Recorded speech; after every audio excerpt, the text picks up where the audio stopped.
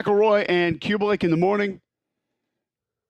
It is Monday, October 21st, and Alabama has 2 losses before the month of November. That has not happened since 2007. We'll break it down for you, discuss it all throughout the course of the day today. Auburn still does not have a conference win. Doesn't feel like a lot's changed there. We'll discuss that also. 800-239-9469 if you want to get into the show. And we'll take your tweets at Mac and Cube. A lot of different ways to be a part today, and there's a lot to sort out. There's a lot to discuss. Some other massive games around the Southeastern Conference we'll try to get to. A lot of emphasis on Alabama and Auburn today. What's next? How do things look? Maybe are some parts of it not as bad as you believe? Greg, you were on the call for Alabama at Tennessee. The environment felt big. It felt great. Describe that part for us first, because I'm watching the film, and it was blatantly obvious to me that the Alabama offense struggled with the noise. Coming off the ball together, coming off the ball at the same time. Obviously some penalties, but even when there weren't penalties, guys moving first, guys not all moving at the same time. I thought to myself multiple times watching that tape, man, it must have been loud, because this is obviously affecting this football team. Definitely had an impact. And you could tell early. I mean, shoot, I think 2 of the first 3 snaps went backwards, right? So that was a huge problem. Communication was a challenge. There were a few times where Jalen was going up to the line of scrimmage, and I think guys weren't necessarily on the same page based on the execution. You sent me a clip yesterday. I tried to go back and find it, and I think I did. But it looked like to me, Jalen, prior to that play, had changed it, and the right tackle didn't get the call. It was really loud and extremely challenging, and I think that's probably something where this staff and this team, they'll learn. You know, there are some places when it's going a little bit more bonkers than others where you legitimately cannot rely at all on verbal communication. It has to be nonverbal communication with signals and things like that. So I do think that they straightened it out a little bit in the second half, but it was definitely something that was a factor in the game for sure. So Tennessee gets the win, and there are parts of this that looked maybe a little bit better, looked improved, and there are parts of it that did not look improved. Let's start with the offense, Greg, because it sputtered, and then it felt like it would get a little bit of rhythm.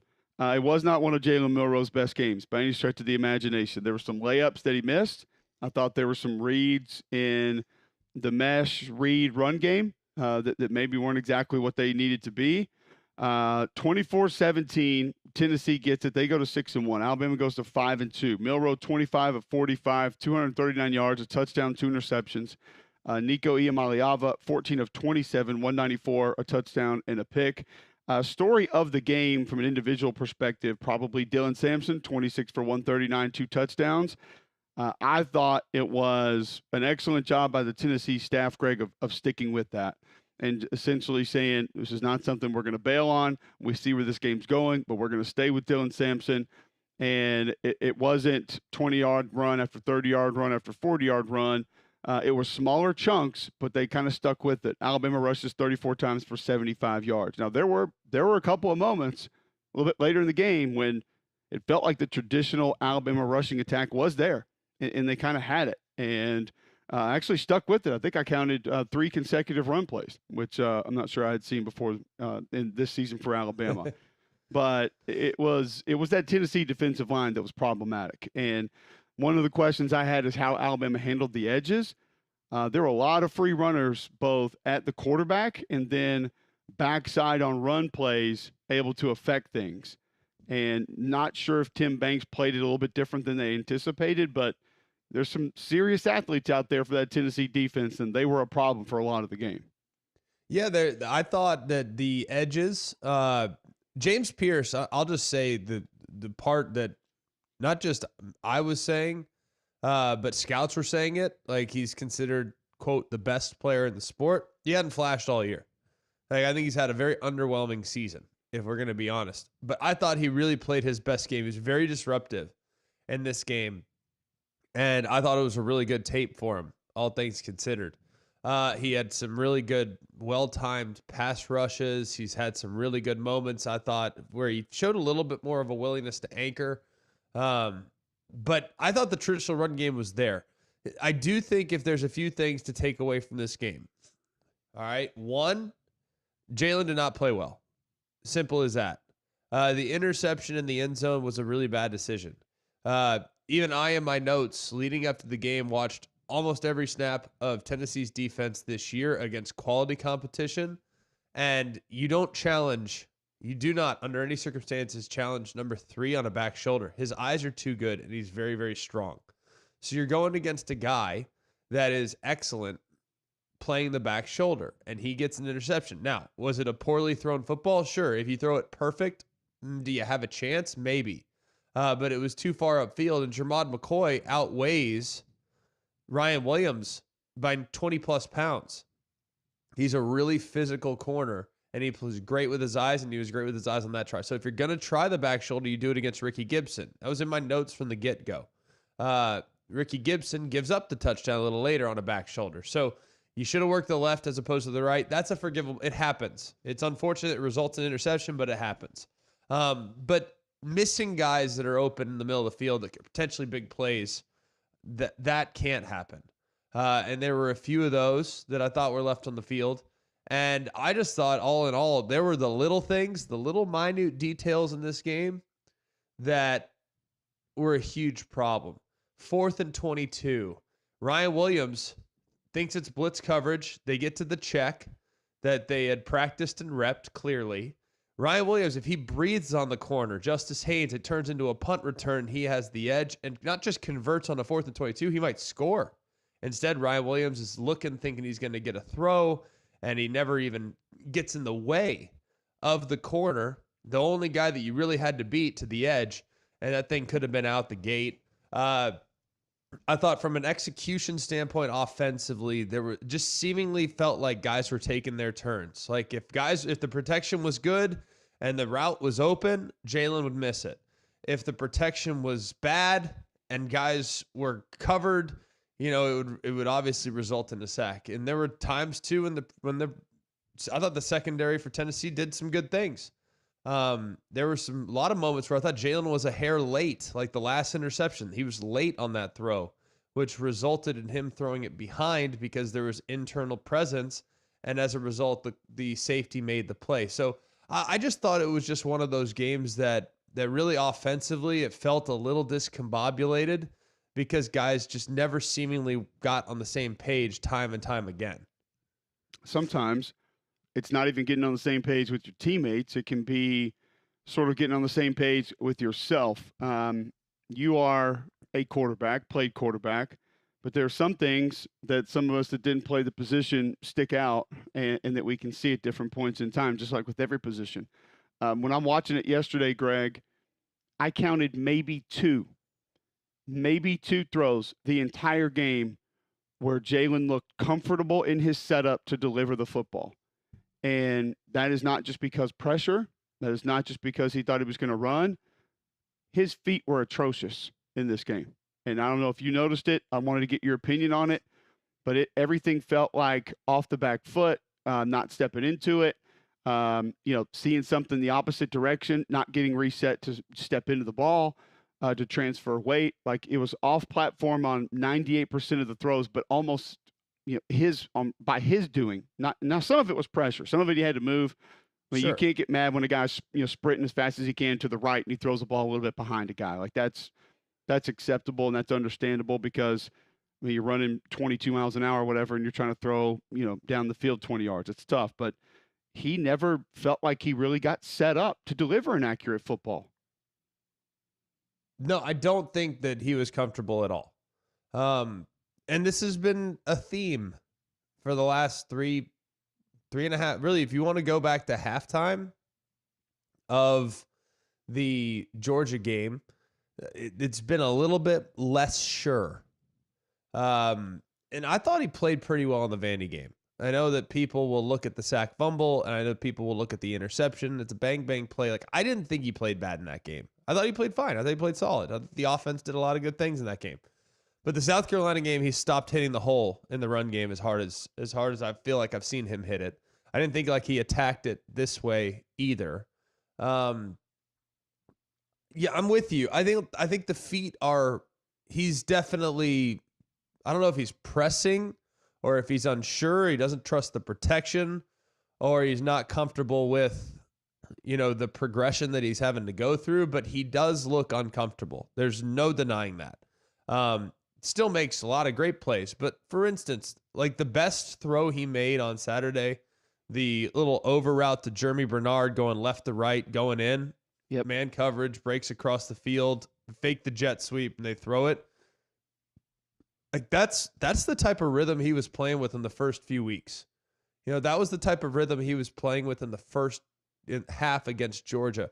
And I just haven't seen that on a consistent enough basis the last few weeks to feel really confident in his ability to throw his team to victory.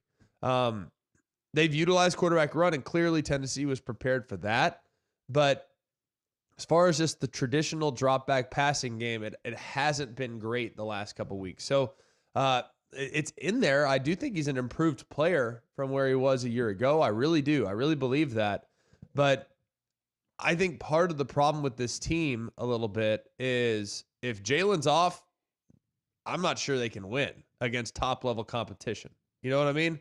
And what you just said about him running the football was also evident. It was my second big takeaway for maybe the entire offense, not just him. One, him not being able to get set up to deliver an accurate football. And listen, some guys, Patrick Mahomes, Aaron Rodgers, whatever, like they can do that. That's fine. I don't think Jalen's a good enough thrower of the football yet to be doing that.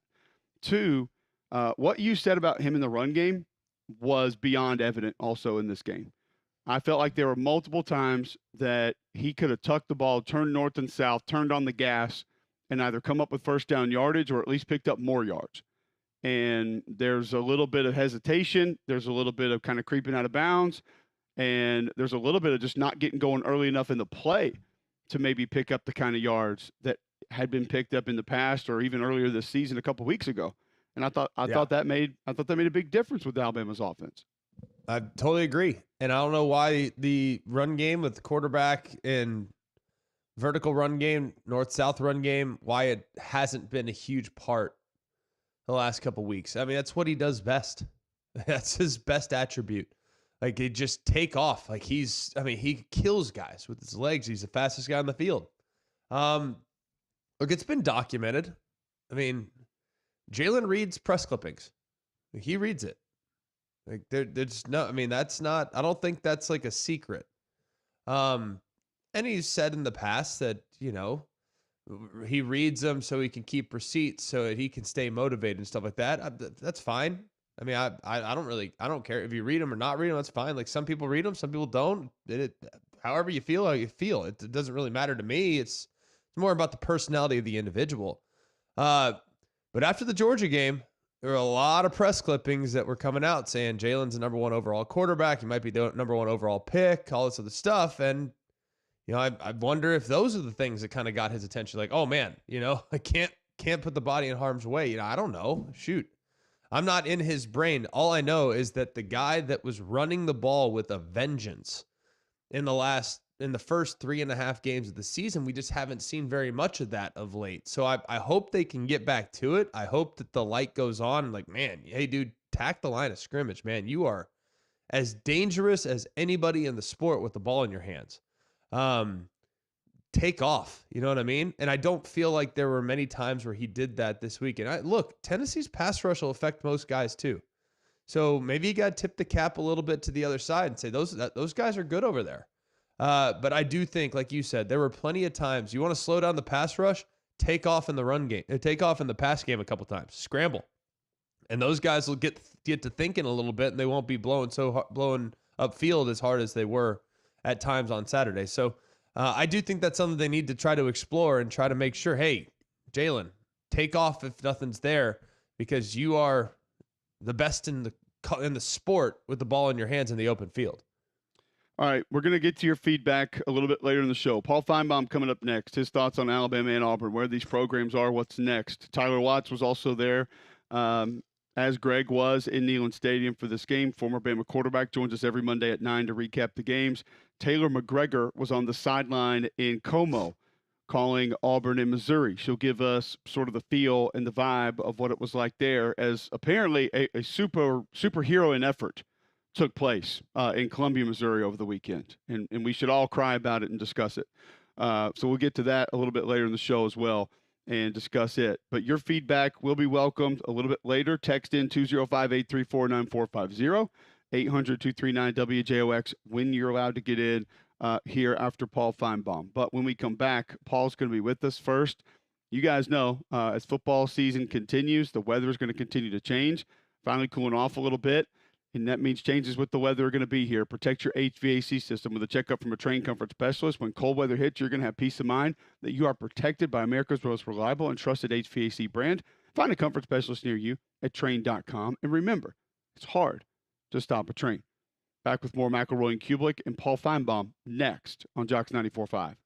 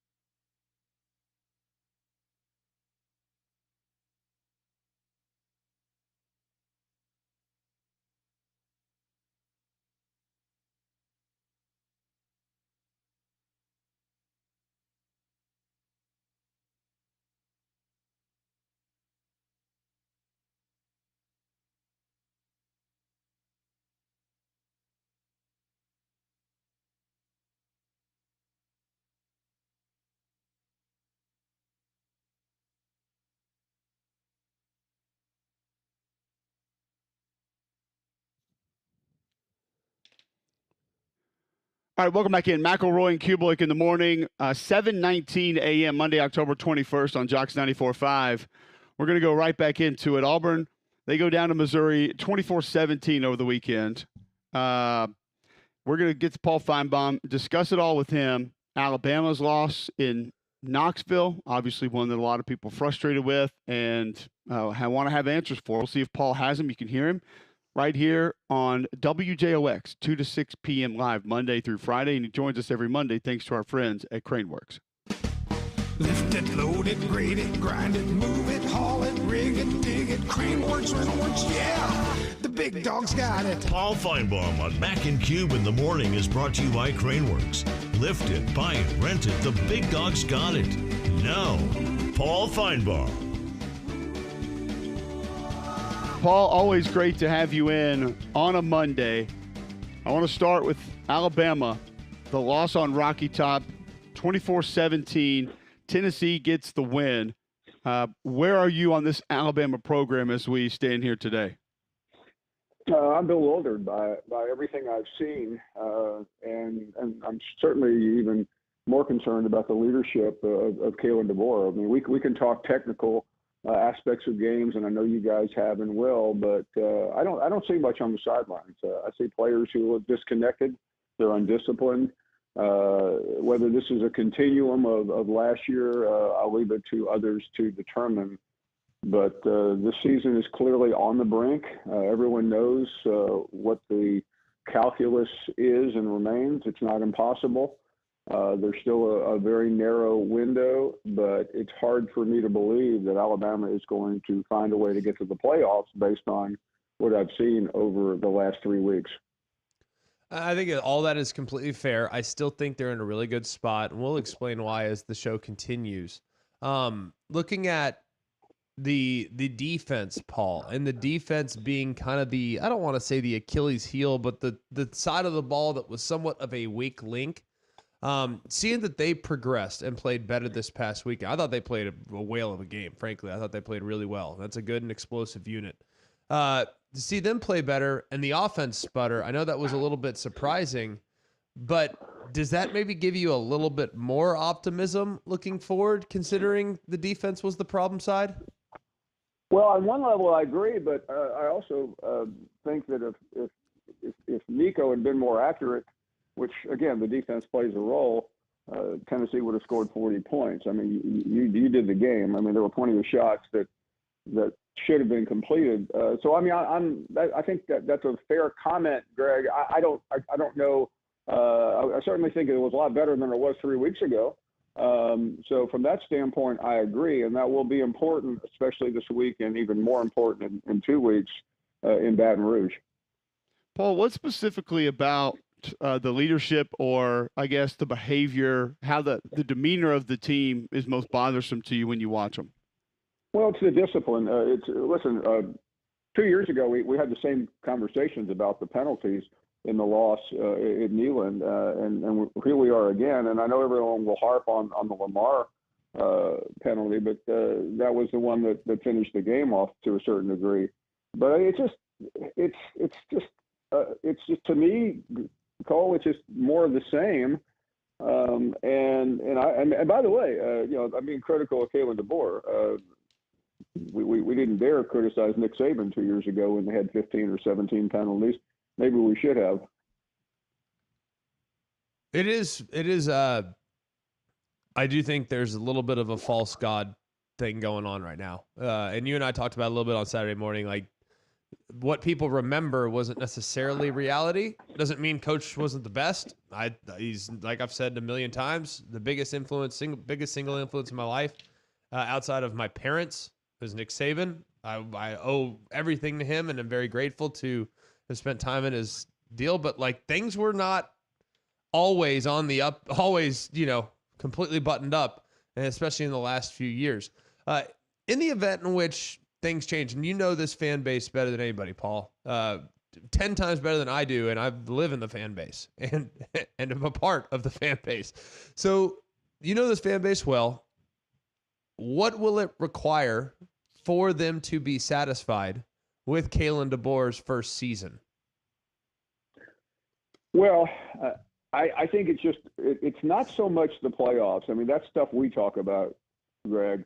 I think the fan base could deal with missing the playoffs as long as some of these things that we have discussed can get cleaned up. I mean, there is a tremendous overreaction going on right now. I've been to Alabama. Listen, I don't want to act like I live there, but I was there 2 days last week. I'll be there again this week.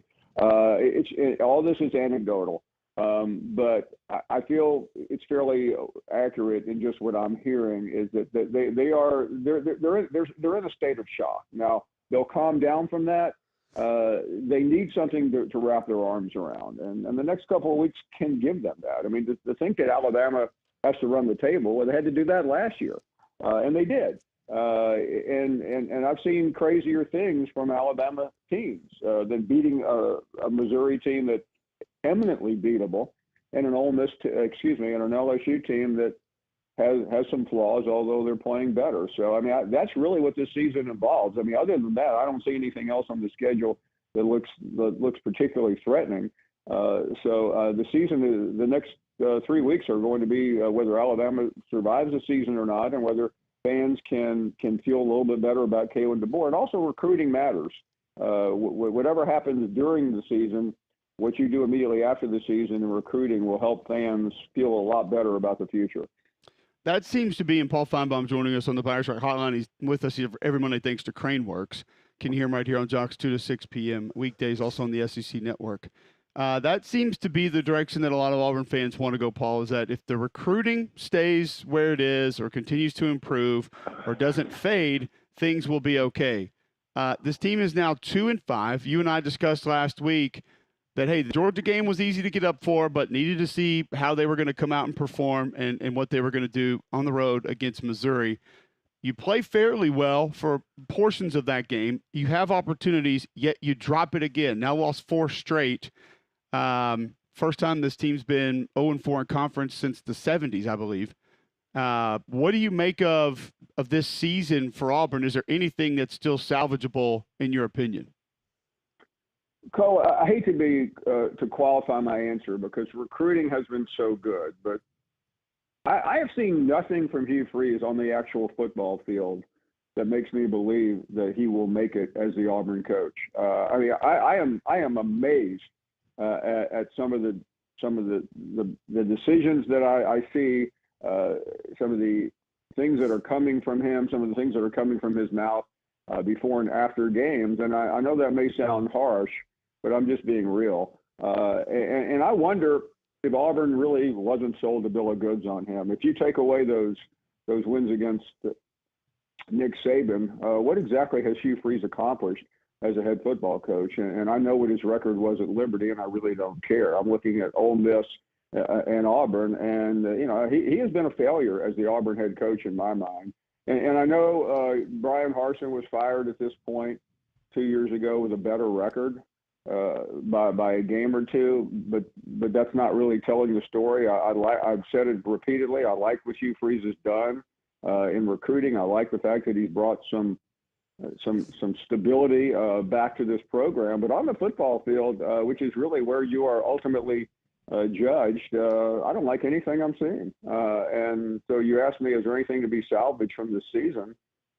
No, not much. I mean, this season has been a complete and total disaster from my standpoint. And yeah, what a nice, easy trip to a really ticked off veteran Kentucky team this week is certainly not the get right recipe that you're looking for. Paul, outside of the state of Alabama, Tennessee's obviously on cloud 9. You look at, Florida quietly starting to get things going a little bit in the right direction. A&M and LSU now in a really good spot here to maybe play the spoiler. Texas gets served on their home field. Georgia looking like the class of the league yet again. It's just kind of an overarching thought on those teams not named Alabama and Auburn right now in the league. Well, I'm glad you mentioned Florida because we've all buried Billy Napier, but he's at least brought his club back against all odds, Greg, and I think you have to be appreciative of that. I don't know what the next couple of weeks have in store for them because the schedule is threatening. But if you're sitting there in the AD's office, at least you're looking at that. You compare what Billy Napier's done this year versus Hugh Freeze, and at least they have a pulse, don't they? Not only do they have a pulse, they're actually kind of a problem. And I don't necessarily look at it in a sense that, they're going to go and start threatening for the SEC title. But I look at the teams that they have to face here in the weeks to come, and it becomes a little bit more interesting if Florida's playing good football, because I'm not at this point ready to completely eliminate Ole Miss from the college football playoff conversation. I think that they can still get back in the good graces. Georgia plays them in 2 weeks off a bye. They're at Texas. LSU comes to them. Ole Miss comes to them. So they have 4 ranked games in a row. But if they're playing good football in a week and a half, and when they take on Georgia at a neutral site, like, look out. This could become kind of an interesting storyline down the stretch. No, I think that's fair.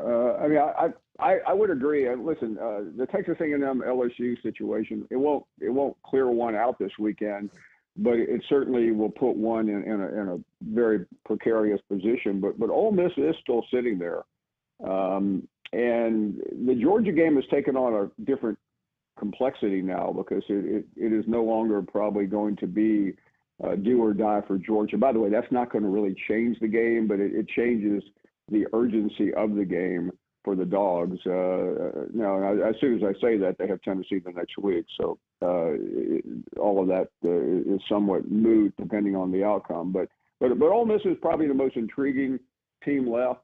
So, yeah, I mean, I am fascinated by the SEC this year because, we've never had this before. We've had so many SEC championships that were predetermined by mid-October.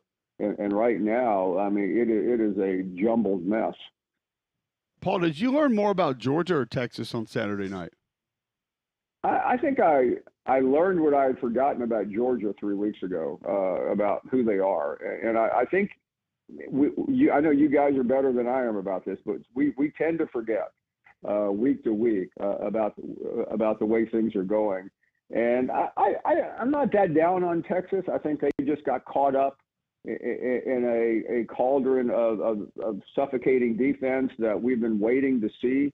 And I'm sure I'm preaching to the choir here, and I'm not the first one to have said this, but as I watch Texas's try to maneuver against Georgia's defense, I'm still amazed at the first half of the Georgia-Alabama game because that may end up being the 30 minutes of the greatest outlier of football I've ever seen. Absolutely. Paul, appreciate the time. Always great catching up with you. See you over at the office here in a little bit. Enjoyed it, guys. Thank you.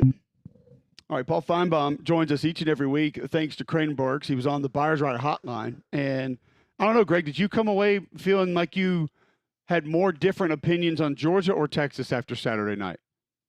It's close. Probably Texas, if I'm going to be honest. I mean, the inability to get the ball out on time, protect, have a plan for the inability to protect. Like, I just felt like, I mean, Georgia was more prepared. They were more, they got stunned. And even though it looked maybe for a half second, it felt like it was going to be competitive yet again. But I don't know, but Texas, man, we were kind of dealt some false. Look, I took Georgia in the game. Like I wasn't that surprised that Georgia won the game, but it was surprising that Georgia won the way they won, with Texas being unable to protect and unable to match up whatsoever along both lines of scrimmage. That was surprising to me, especially how Georgia looked up to this point. I'd probably go with Paul, and I would say I kind of forgot. I didn't forget, but I relearned that Georgia just has cyborgs that there's not a lot you can do about in certain spots. Because I think, and I think we're going to talk about it tonight. Where have the cyborgs been is my question. Because you know what I mean? That's what's crazy about it. It's not like they haven't played. It'd be one thing I said, well, they were kind of going through the motions. They hadn't really needed to be up for an opponent. Like they played Bama a couple weeks ago. Like, what the heck? Well, 13's been banged up. We know that because that's kind of the story of his career. Correct. But 10, 11, 8, 6. Like it's a fair question. And are they only going to show up in games of that magnitude? Because, like you said, there's a couple that could maybe clip them off if they don't show up down the road. But they get in the playoffs and those guys show up the way they did. Because I didn't think this was some magical recipe of defense that they threw out there. No, they I didn't didn't think alter that's their what it structure. was. They did No, what they I do. mean, yeah, this wasn't coming out in some, Kevin Steele, Travis Williams, 2-1-9 defense or 2-1-8 defense, whatever it was. Like that's not what this was. I mean, this was just, it's like I said, what we're going to talk about tonight. Like this was guys beating guys. And, I had to say it late in the Oklahoma game because I knew people were getting upset about pressures on the quarterback and different things. I'm like, listen, you guys can talk scheme, side protection. We can be mad about that. At the end of the day, there are individuals that have to get other individuals blocked. You have to win your one-on-ones. And Oklahoma's losing a lot of one-on-ones. There's not a lot of nice ways to say it. And that was a big part of what happened with Texas over the weekend. It's were you surprised though that they lost as many one-on-ones as they did? Because let's be real, and I know that like you want to say the quiet part out loud here, like Texas is supremely talented and has a bunch of guys that are going to hear their name called in the first 32 picks of the NFL draft. And so does Georgia. You know who doesn't? Alabama. I know that that's like taboo to say because of the recruiting rankings and all this other stuff. But like those two teams on Saturday, from a personnel standpoint and a ceiling standpoint, are on a different level from that of everyone in the SEC except Ole Miss. And to see Georgia win as many one-on-ones as they did against a team that is comparable in talent is pretty remarkable. I have a response for that. I'm going to save it to the other side. And I think we saw multiple examples of it this weekend. And it continues to be a tradition in football as old as there is any other. And we saw it. It was on full example in multiple games this weekend. We'll discuss that on the other side. Quickly, before we do that, tell our listeners about Polar Bear Services. Well, Polar Bear Service has been serving Alabama customers here in the community for a while now, and I've really been using them and have had every experience I have with them. It almost gets better than it was the time before. It's just these guys they're experts in so many different aspects of your home, and we know it's getting a little colder, so you might need that system tune-up so that you're prepared for the cold winter months ahead. So call Polar Bear Service today. They can also do electrical work. They can also do plumbing. So serving all over the state of Alabama. Remember, if you have a problem with your electrical, plumbing, heat, or air, just pick up the phone and call the Bear. It's 205-497-BEAR. That's 497-BEAR. All right, when we come back, the one thing that I thought separated a lot of teams in college football over the weekend. We'll discuss that next on Mac and Cube in the morning.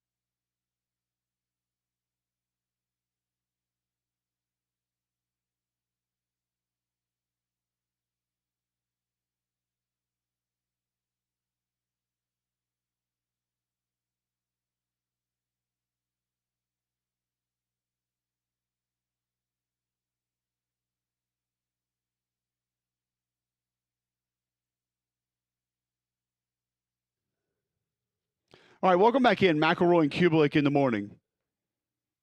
7:41 Monday, October 21st, right here on Jocks 94.5. The one separator that remains in college football, we will discuss that in just a moment. First, I'm going to tell you about Royal Automotive.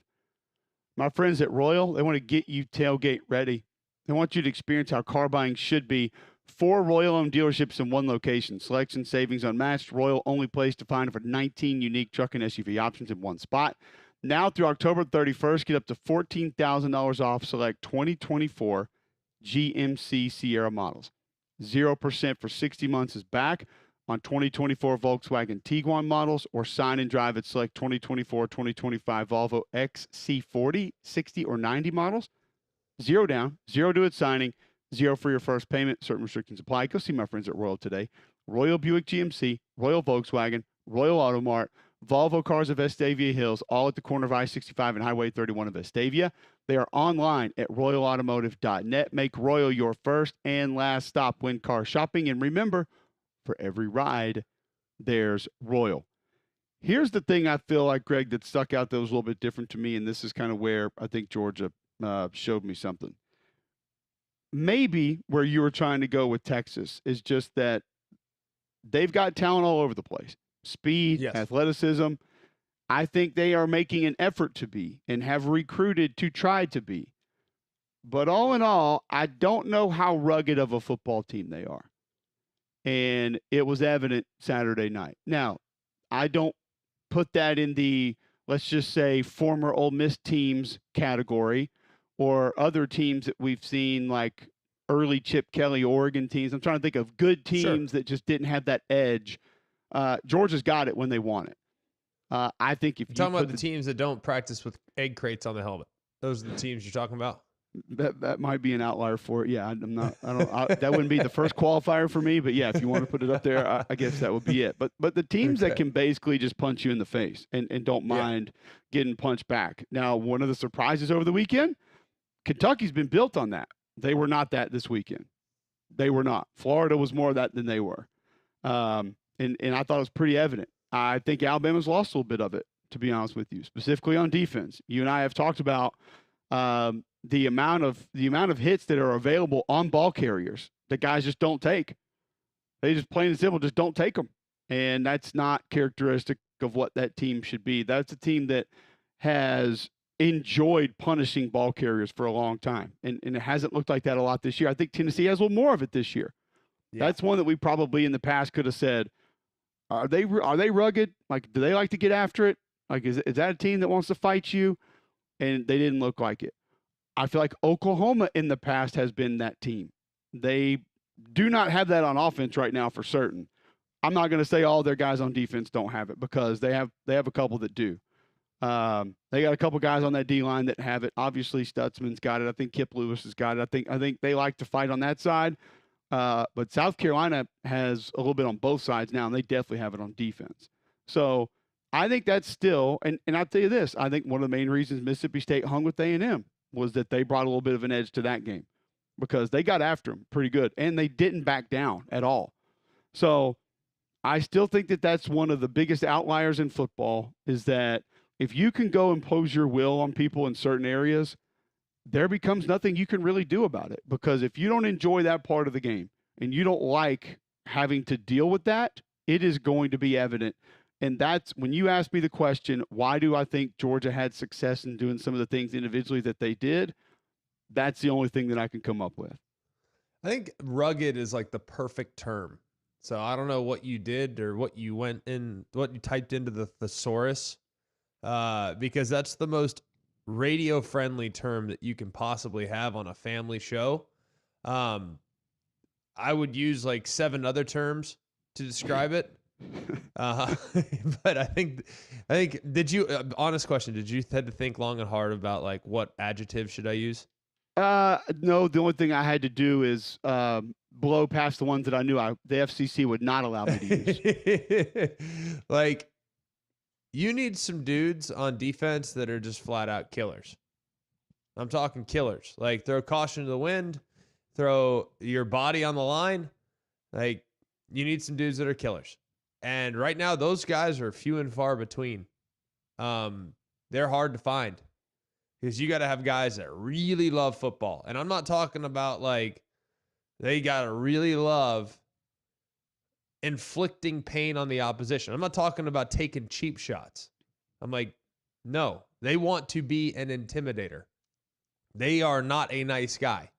They are not someone that you're probably going to be friends with after you get done playing with them.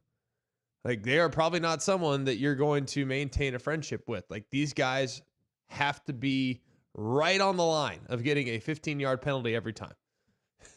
And we've seen a lot of those guys come through the SEC for a long time, and they make a difference. They're tone setters. And that, I think, is something that is missing, not just for the Tide or for some other folks, like kind of across the board. Very few teams have them, and that's a hard thing to try to find and manufacture.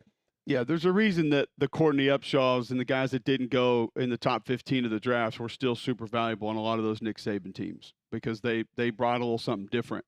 I wanted to throw out Dimitri Flowers in that Oklahoma game so bad, and I kept waiting for a spot to get it in because I just felt like he was the perfect guy that Oklahoma needs from a personality standpoint. That's the individual that carries the ball 3 times every 5 games and is asked to just be a human battering ram and has absolutely no problem with it and actually enjoys it and wants to go do that to people. And they don't have that right now on that side of the ball. They need more Dimitri Flowers right now. So it's something that I think you have to have, and we'll continue discussing that on the other side. It's time for your feedback as well. Alabama and Auburn, we're going to continue to break the games down. Text in 205-834-9450. You want to hit us up on the Buyers Right hotline, 800-239-9569. We'll get to that right after this on Mac and Cube in the morning.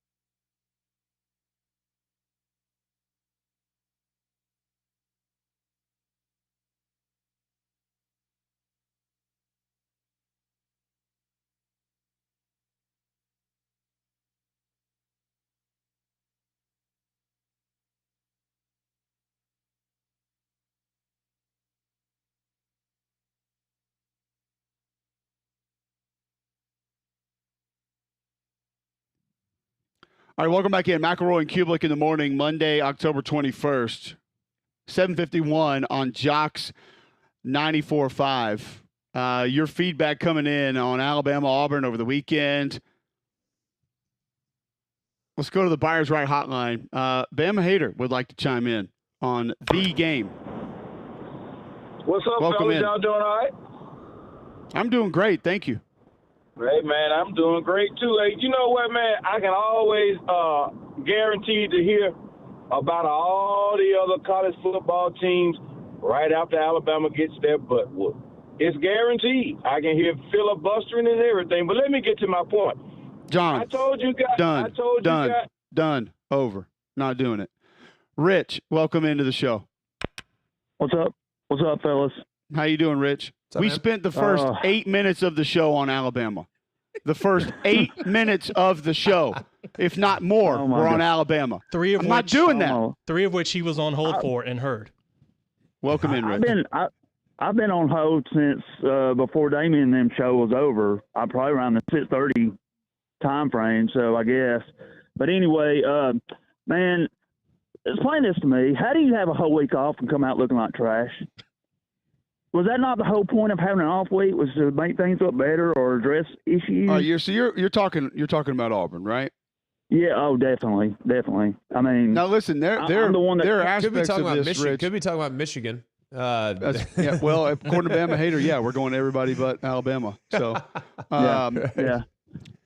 there's plenty that I have frustrations with, Rich. But I will say this.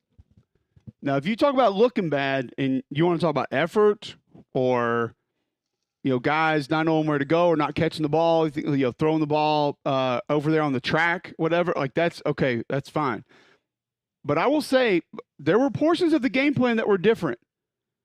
The Wildcat stuff, the two-back stuff. There was some like inverted veer stuff that they put in. So I will say they did put some new stuff in. So it's not like they came out like they did against New Mexico State last year and tried to run their base offense thinking they were just going to win the game.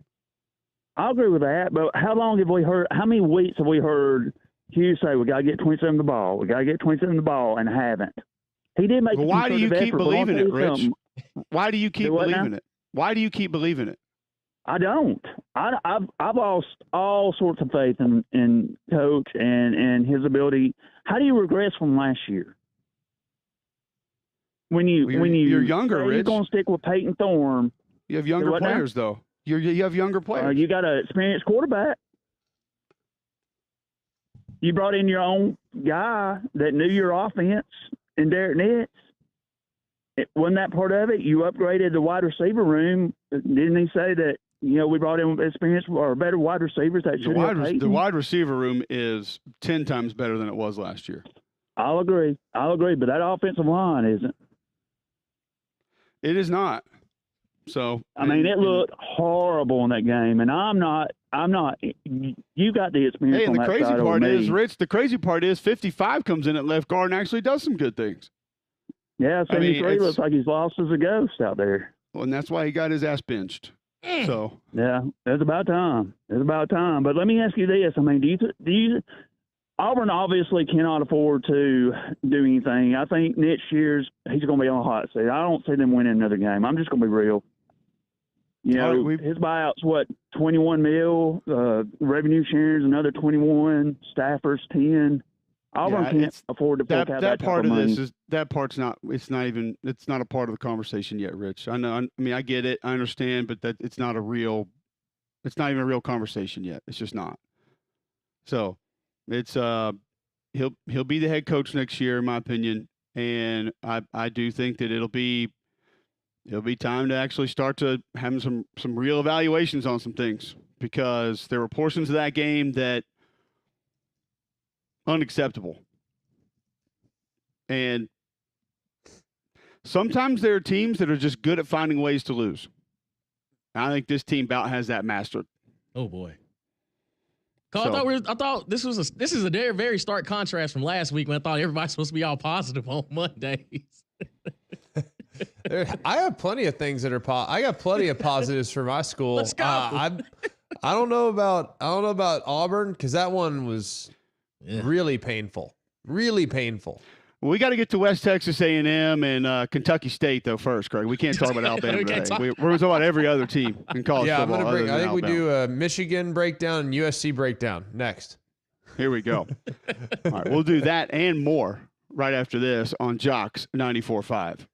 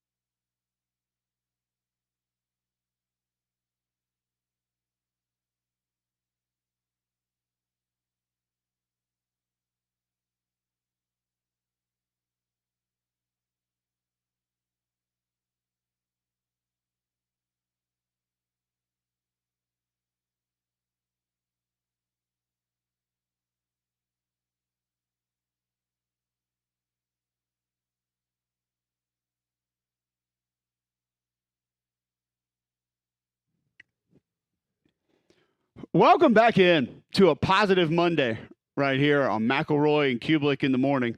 Damian reminded me. I guess I needed that reminder that I'm supposed to be positive on Mondays now. I'll try. A lot of reasons not to be, and a lot of folks are really upset about what happened over the weekend from a college football perspective, specifically here in the state of Alabama. It wasn't a great weekend here in the state of Alabama. But, hey, you win some, you lose some. You just got to kind of roll with it and figure out a way to try to go get better. And we got a new weekend coming up of games we're going to talk about later in the week. But as you know, Alabama goes down at Tennessee 24-17. Auburn loses at Missouri 21-17. UAB lost to South Florida 35-25. Had opportunities in that game, let it slip away. Jalen Kitna, 33 of 56, Greg. 384 yards, 2 touchdowns, and a pick. Now, he did fumble 3 times, lost one of those. UAB held South Florida to 101 rushing yards on 34 carries. Amari Thomas, 97 receiving yards on 8 catches, 2 touchdowns. Michael Moore had 11 tackles. Everett Rousseau had 2 sacks. but they were 6 of 21 on third down, and UAB goes to 1-6 on the season. Tuskegee did take out Kentucky State, 38-24. So helping out the state there. 4-5 on the season now for Tuskegee. West Alabama lost to Delta State 21-6. That was West Alabama's first loss of the season. They're 5-1. And Samford gets a win over Mercer. They get to 500, 3-3. They hand Mercer their first loss of the season. Quincy Crittenton, 23 of 37, 378 yards passing, 4 touchdowns, 3 picks. Noah Martin, fumble recovery and an interception defensively for the Bulldogs. As Chris Hatcher's bunch gets to 500 this year, hands Mercer their first loss. So now they can continue kind of trying to move forward and see what they can do with the rest of this season. But there are a lot of frustrations with Alabama and Auburn fans. We want to continue getting your feedback on that. 800-239-9569, the way to get in. You can tweet in at Mac and Cube. Always be a part of the show there. And before we continue with that, Greg, tell our listeners how great Bromberg's is. Well, Bromberg's awesome. Was actually in there with my wife last week. Always am just amazed at the great service that you receive from the salespeople. Just have personal relationships with those guys, man. They just take great care of us. Really, really appreciate them. They are setting the standard continually and have been for nearly 200 years in fine jewelry, watches, giftware, and the best in customer service. They can also do that custom piece for you. They have a master jeweler on staff, and they can do it and make it look beautiful. The oldest business firm in the state and the nation's oldest family-owned and operated retailer. So enjoy that luxury shopping experience that you'll only find at Bromberg's. Go to Mountain Brook Village or the Summit. You can always shop online at brombergs.com. Miles College also gets a win over Clark Atlanta over the weekend. So nice job by the Golden Bears, 49-28. They get that win. Khalil Anglin, 12-20, 122 yards passing, 2 touchdowns, no interceptions, also ran for 27 yards. So a couple teams here in state trying to get it done and help the cause, as it has been a little bit of a rough weekend. Trey wants to join in and talk Alabama. Welcome into the show, Trey. You're on the Buyers Right Hotline. Going on? How y'all doing? What's up? I'm doing great, Trey. Thanks. Good. Hey, man, I don't know if y'all remember me, but I got told to call in about 3 weeks. And I just want to say, you were questioning the line. Was that right? No, sir, I was not. I wanted to say roll balls and go Big Orange, but I wanted to get that out the way. But let's be honest with each other, man. That game could have went either way. It was about who caught rhythm first. That game was about who caught rhythm first. Whoever caught rhythm was going to win that game. Yeah, or just I think a couple big plays down the stretch. I mean, I appreciate the call and appreciate you being a part of the show. But, Greg, I thought Nico made a massive throw down the sidelines, a great catch. And Tennessee's defense stepped up, made a couple big plays late because, as Trey was saying, it didn't feel like any offense got super comfortable or into a real rhythm very often in the game. So, in my opinion, it started coming down to, all right, somebody's going to go make a play here and finish this thing off. And I felt like Tennessee did a little bit more of that late. Well, I think that the throw down the right sideline was a great throw.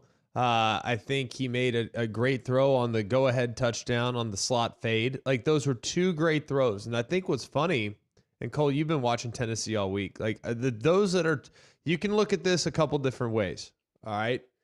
And I think if you're looking at it and trying to, you know, you don't like Kalen, you don't like the way the team is playing, all that stuff is fine, however you want to feel. You're going to look at it and say, well, they could have scored 40 if they would have just hit a couple deep balls. Well, guess what? Every time you play Tennessee, that's the answer. If they would have hit a couple deep balls against Arkansas, they would have scored 40. They would have hit a couple deep balls against Florida, they would have scored 40. They happened to hit a couple deep balls against Bama, and they scored 24. So I don't think, like, you've seen, how many has he missed this year? A bunch, right? He's had, there's been a handful in each game. A handful in each game. All right. So I think if you look at this, like, that's kind of who they are. And they hit 0 against Arkansas and 0 against Florida. They hit 2. And that was the difference in the game. And one was on 3rd and 6, rolling to their right. It was well covered. The route where I thought he was going to throw it, this inside slot option route, thought he was going to throw it there. He didn't. Saw his receiver get a step, and he made the throw. It was a great play. I look at it in a few different ways, guys. And I know that this is not something that people want to hear or listen to. And I'm, like I said, we are not in the excuse making business. That's not what we do. This team is void of super, super high level talent. Like, just being honest with you. Okay. I'm talking with a good friend of mine who's in scouting, and he told me, he says he thinks one Alabama player for sure will have his name called in the first round, and that's Tyler Booker. I was going to say 52. That he said that's the only one that's like a bona fide guarantee. I said, what about Jalen? He said, I don't know, maybe. I mean, I have no idea. It depends, because teams are going to have to alter their offense a little bit. Like some teams did, like Baltimore had to do when Lamar got to the show. So you look at this team and people say, well, it wasn't like that under coach. It was trending in this direction under coach. So you take into account that the roster is not as talented as the expectations may be. And then you think about the mass exodus that occurred in the portal after coach decided to retire. And that's where there have been some challenges. There's been a lot of challenges. Sean McDonough and I are having this conversation before the game.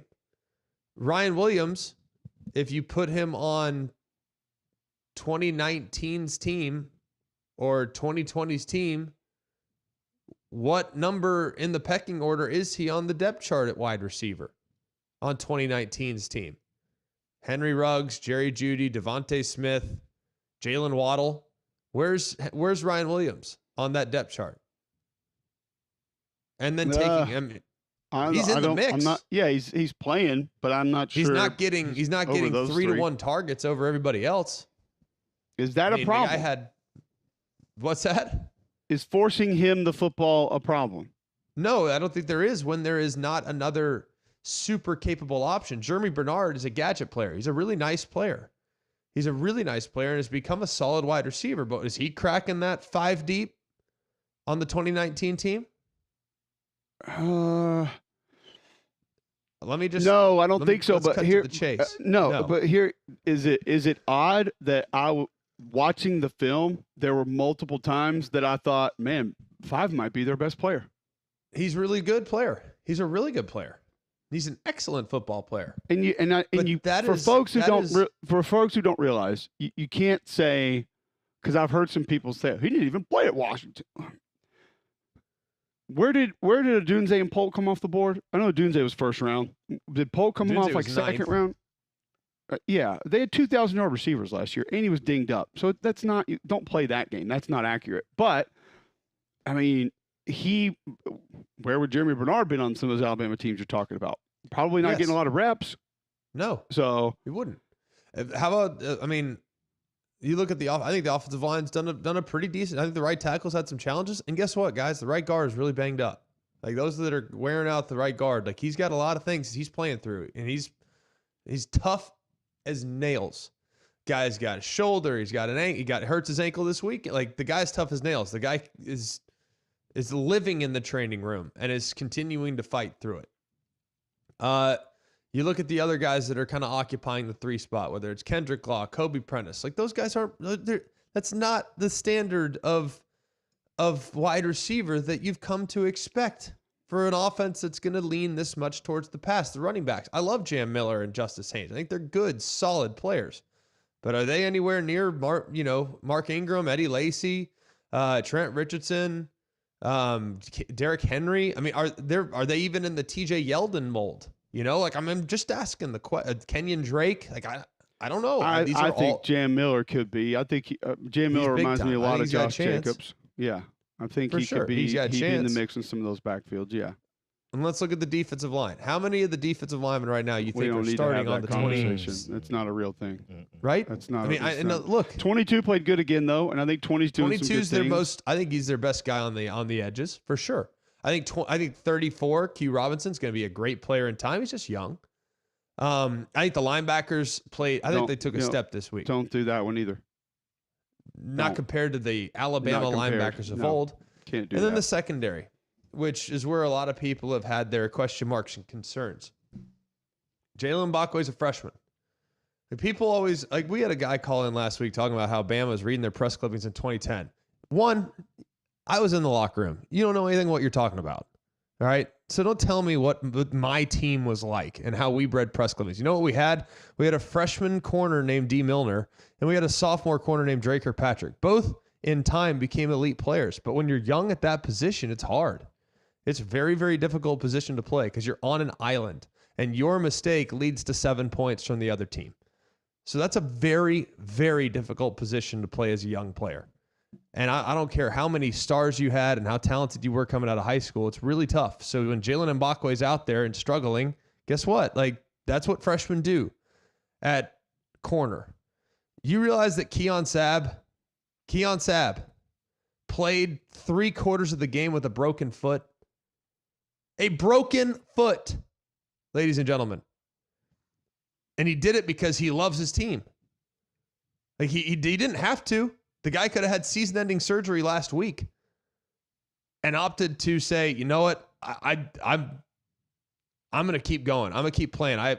He's got a foot injury, and he broke it on the first series. So when he ran down the field and broke up that play by Squirrel White down the sideline, where Squirrel White was up there and jumping and trying to make the play, you realize he chased him down with a broken foot. You know how absurd that is? Like, these guys are doing the best they can, and like, they're banged up like you wouldn't believe. But they're out there still fighting. I thought the defense took a step this past week. So before you get overwhelmingly critical about the players and the coaching staff, like, just understand that there are things that happen over the course of a season that are really tough and difficult to maintain, and it's tough to practice. And people are like, well, why don't they just practice to get better? It's hard to practice when you can't practice. Like, you're not going to shoot a guy up for practice. Like, guys are not able to practice. So it's hard for them to improve. We had this conversation in our game, Greg, about the Oklahoma offensive line. You've had a large majority of those guys that have been dinged up. The ones that need the reps are dinged up. The veterans also are not getting the reps with the guys that are going to play. So you need to practice to get better, and you need reps together, but you've got guys who are dinged up and can't go get those reps. So you're never going to – it's tough to ever get that real continuity because you're not able to do the things that you need to do. And there's a little bit of that with what you're saying. So there are other aspects of things that we forget about or don't think about, or that a lot of folks just don't know about, and that's real. But the one flip side to that is I appreciate the toughness, and I appreciate, going out there and gutting it out. But if you're hurting your team, is that the best thing? Sometimes I don't know. But I always don't have anybody it. Else.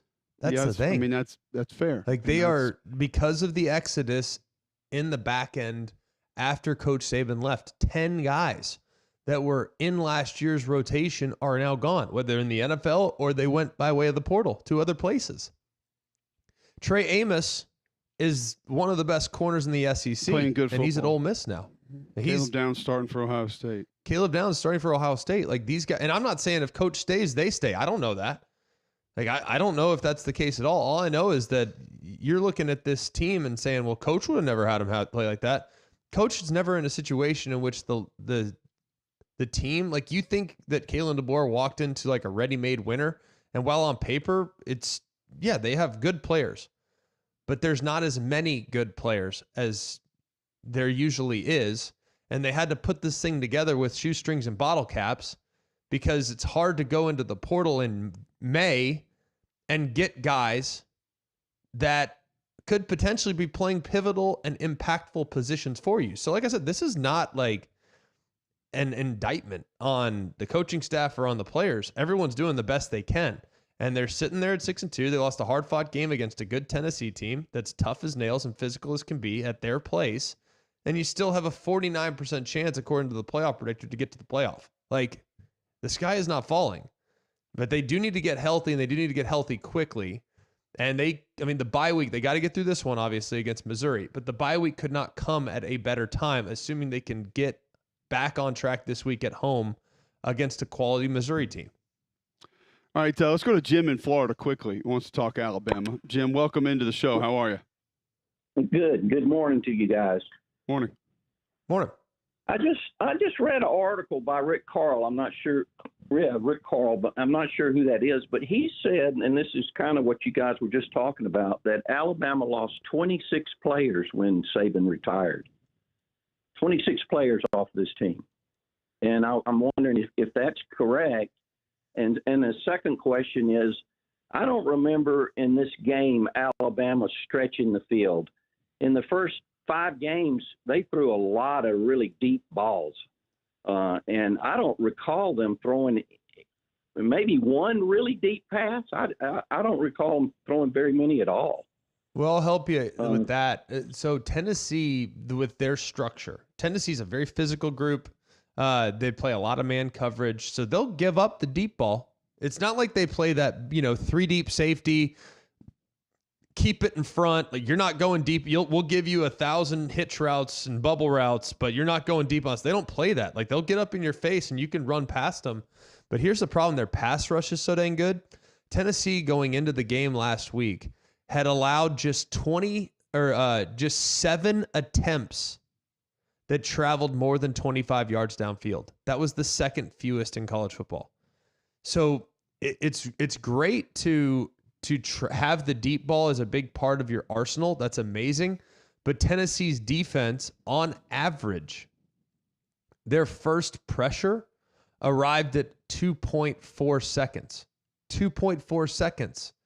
So, like, you don't have time for those guys to beat press coverage, which takes a half second at the line of scrimmage, and to get downfield before that pass rush arrives. So it's a real difficult part of it. But you're right, they didn't do it because I don't believe they thought they could block them long enough to push it downfield.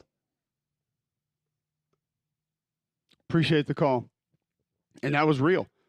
And some of that was a couple of one-on-ones that were lost. Some of that was just recognition. And I'm not exactly sure who to point the finger on a couple of those, Greg, but turning guys loose and not having a true understanding of who has who a couple of times, a little bit difficult to watch also. So We'll continue talking Auburn, continue talking Alabama. A lot more to get to on both of these games. When we come back, that Auburn offense, there were parts of it that looked a little bit different. How much of it can be sustained and maybe added to continue some growth moving through the rest of this season. First, I'll tell you about Wayne's and the growth in your front yard. You want it to be there next time it warms up. You want it to be lush, green, weed-free. We're heading into dormancy. You need to take care of that now. Wayne's can treat it, get it ready for next spring so your yard can be the envy of your neighborhood. A lot more outside of that Wayne's can do for our listeners, GMAC. Yeah, Wayne's is amazing. Absolutely love everything that Wayne's is doing. Just an amazing, amazing job that they've done for my lawn and everything they've done for my family and how we can go outside and enjoy the outside without pests or mosquitoes or any of the other issues that would come if we didn't have Wayne. So call them today, 866-WAYNES1. Use the offer code JOCKS. That's 866-WAYNES1, offer code JOCKS. You can also go online, callwaynes.com. That's callwaynes.com, offer code JOCKS to get that first month free. So let Waynes continue to create your happy place. All right, when we come back, a little bit on Auburn's trip to Missouri. Were there things to take away that we like? What was frustrating? We'll discuss them next on Mac and Cube in the morning.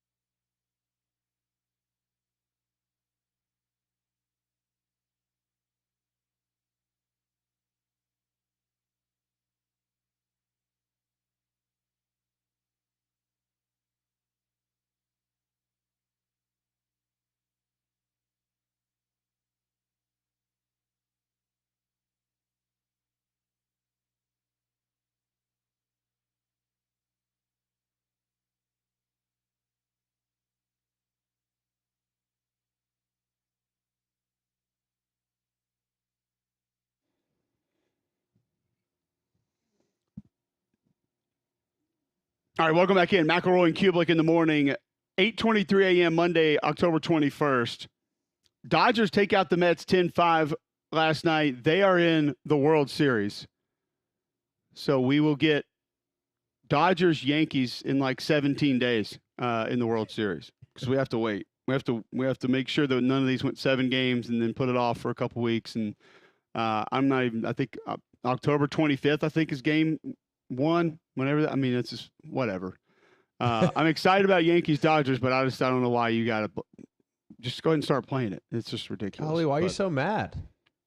I just think it's too much of a layoff to start on Friday.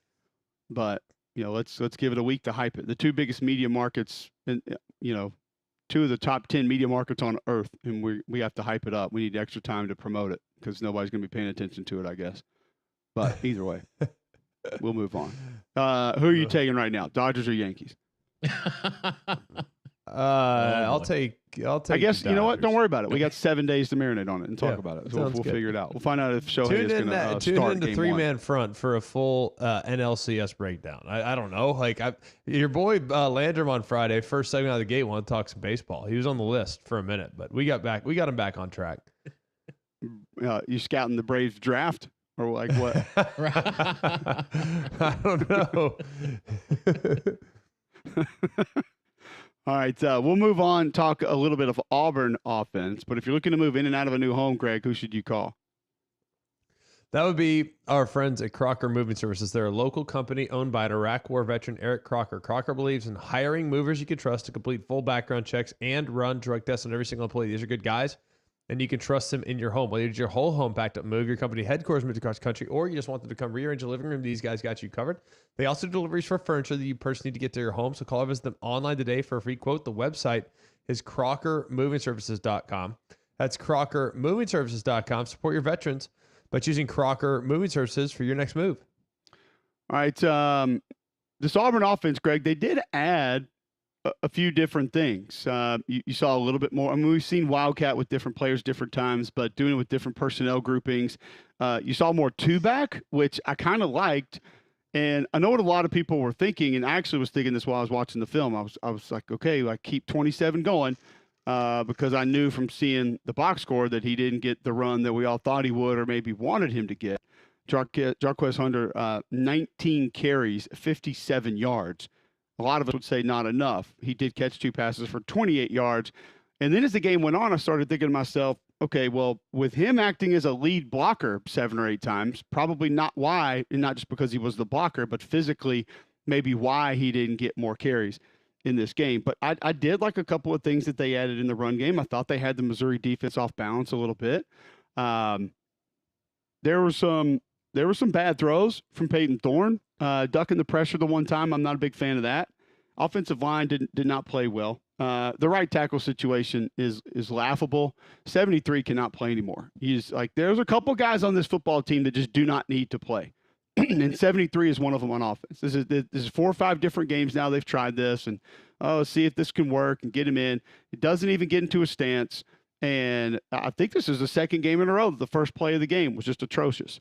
And thankfully, Jake Thorne makes the move after a couple series and just like, no, we're not going to go there anymore. But I did think 55 came in at left guard and did some good things. Just keep Dylan Wade at tackle, man. Like at least he's active and tries and gives some effort. I mean, so I saw a couple of good things there. 84 at tight end also. He would play all the time for me. He has the best effort as a blocker of anyone on the football team. And I mean, I don't care if he has literal stone for hands. I don't care. Play him just for his demeanor and his attitude. Like he brings a little something extra to the party. But man, a couple receivers got crushed. The throw to Fairweather over the middle of the field, like he took a shot to the midsection. That's a tough deal. And then defensively, you just had some massive letdowns late. And it's the same story with a couple of the same guys on defense. And I don't need to say his name again and call him out again. We've already done it. But I actually didn't send them to you guys yesterday. I pulled 3 plays to the same guy to send you guys. You can't. There is no explanation that anyone can give me for why the young man continues to play football. There's not. I'm sorry. It's as bad as I've ever seen of an individual in that uniform who is being asked to go get ball carriers on the ground and cover people. It's that bad. And I don't know how you can't see it. And it's honestly, it makes me question some people. It really does. Because if I saw people duck tackles like that, you can't allow them to play. The example that it sets is so bad for everyone else that you can't allow it. You can't allow someone who's trying to do things right. Like, there's no way that you can allow for, let's just say, a Jaron Thompson who will come down and smash you and wants to try to hit people, the ability to see that and say, oh, well, some guys just don't try to make tackles. Okay, I guess that's acceptable here because it shouldn't be. Not sure how you saw the defense, Craig. Well, I mean, I look at it, and I think there's a lot of things to be encouraged by and a lot of things to be frustrated by. The starts in the game have been solid. I think this is a team, like you said, that continues to find ways to lose the game. To me, it's remarkably frustrating to see the ball on your racket like that. And while I know Peyton, everyone blames the. I get it. I played the position. Believe me, I know that everyone thinks they can play quarterback and everybody, thinks they see the game and all this. It's hard, man. It's hard to play, and he didn't play great. And there were some moments where I thought he could have done some things and really put the team in a position to have a ton of success, and it just didn't materialize. As far as what we're seeing from a scheme standpoint, I don't know how you continually start the game with a bust. That just doesn't make sense to me.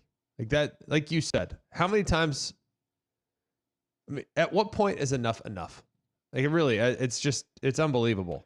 Based on how it was handled in this game, I feel like it's enough now. I think it's over. So just addressing that one individual, but yeah. And it's not the quarterback, by the way. It's a guy that, it's mind blowing. But I digress. The commitment to the run game, guys.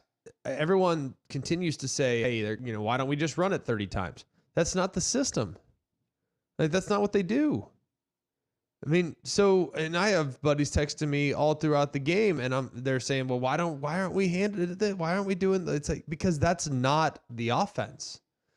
If you wanted a call, should have hired Billy Napier. I mean, that's a call it and run it offense. Do they have some aspects of it? And Billy was, by the way, in the mix several years ago, and it didn't materialize. So if that's the offense you run, then you're not going to get that from Hugh. That's not who he is. That's not what he does. And that's okay, by the way. That's all right, because his offense has at times been very difficult to defend. And I think he does a good job of scheming up opponents, but you're not going to get that call it and run it type of approach. I thought defensively there was a lot of things to like. I did think some of the things I saw in the back end, I'm not as over the top mad like you are. I just think you got young players that are swim from time to time. I thought the defense played all right. So it's a frustrating performance. There were parts of it that I thought were fine. I'm not going to excuse via youth, size, experience, any of it, brain power, the ability to not have effort. I'm not on defense, and not when your job is the last line of defense to get people to the ground. Like that's the last thing that you're supposed to do. And to just sideswipe it. I mean, we're talking about 6 or 8 times in the last 2 or 3 games now of literally just avoiding contact. And you're telling me that should stay in the game. I'm not saying that. No. I know you're not saying that at all. I know you're not, but it is being told to me by that person still being in game. And I'll say this. It's not as consistent, but it's rubbing off on a couple other guys. Because there's a couple other ones that have never had that problem that had it once or twice in this game on the back end of that defense. And that's disappointing. So We'll take a break, come back, and get more of your feedback. Text line's open, 205-834-9450, 800-239-9569 if you'd like to get on the Buyers Right hotline. Next on Mac and Cube in the morning.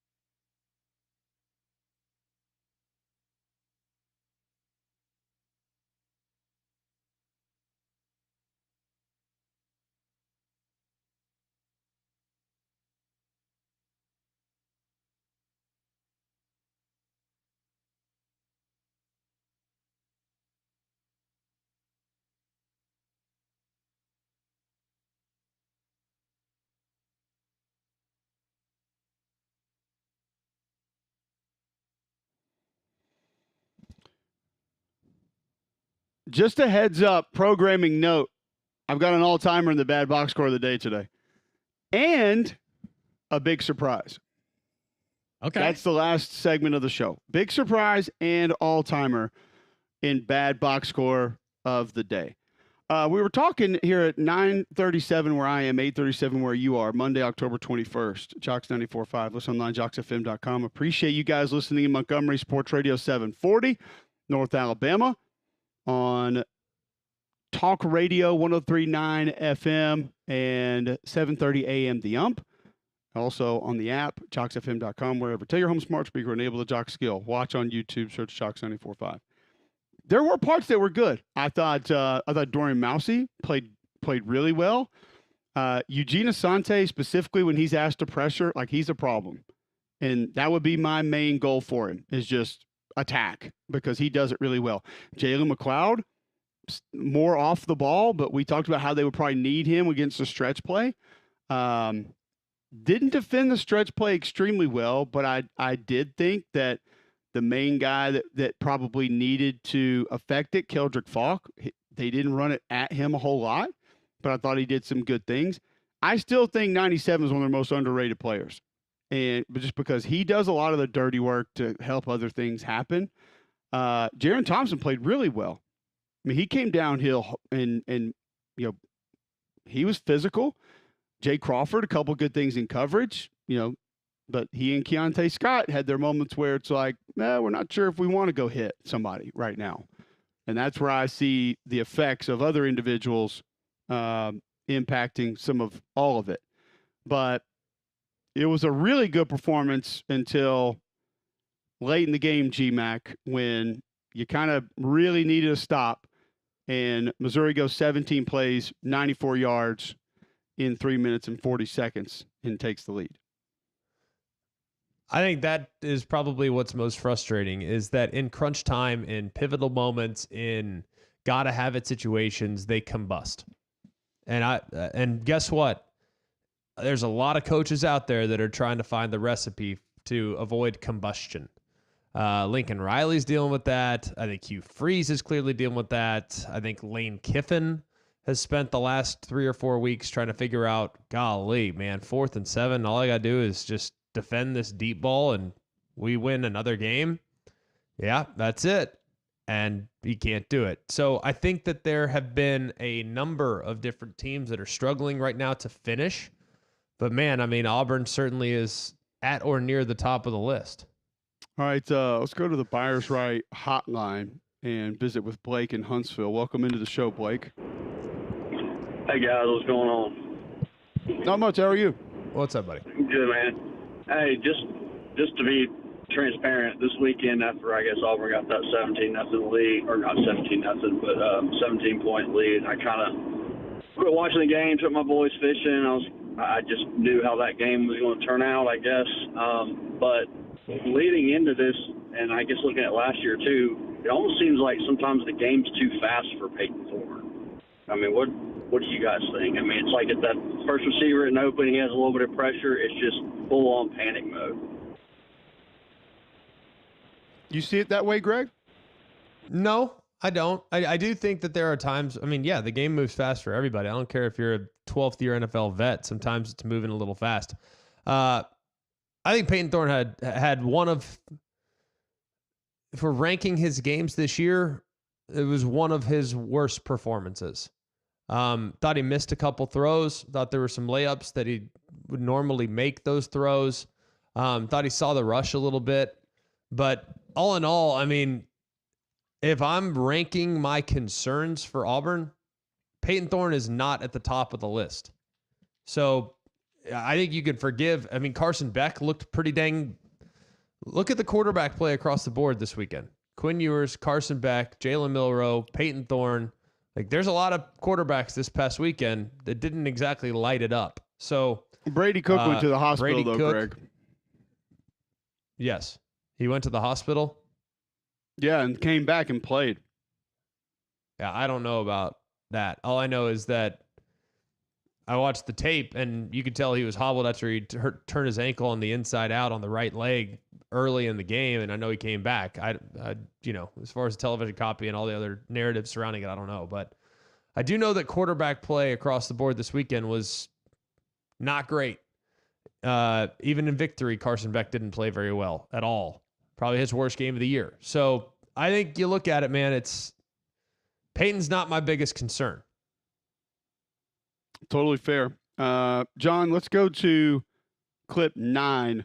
Eli Drinkwitz on what happened when Brady left and him coming back. They took him to the hospital to look at the MRI, the ankle, and see. And he told the team that in the hospital he realized, I only got 2.5 games left at Fro Field. There's no way I'm spending it here in this hospital. They said they were going to warm him up in the indoor and see if he could go, and he did. He passed the test, and he came out, and I just said, can you really play? And he said, I'm going to go. I just think it was that energy we needed. You know, the energy kind of died out. We weren't really playing good, couldn't really get into a rhythm, but he came back and gave us a spark. And that throw to Mookie, and then for Mookie to make the play, and just he stood in the pocket, made the best throw so far this year. Hey, he toughed it out. It gives kid credit. The hospital narrative that was pushed earlier on was just no.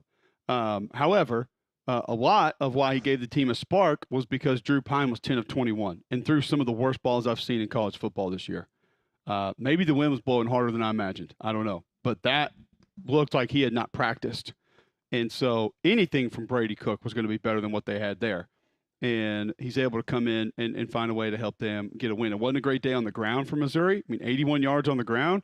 If you'd have told a lot of Auburn fans you're going to hold that group to 81 rushing yards, you would have had a lot of confidence that you're going to go win the football game.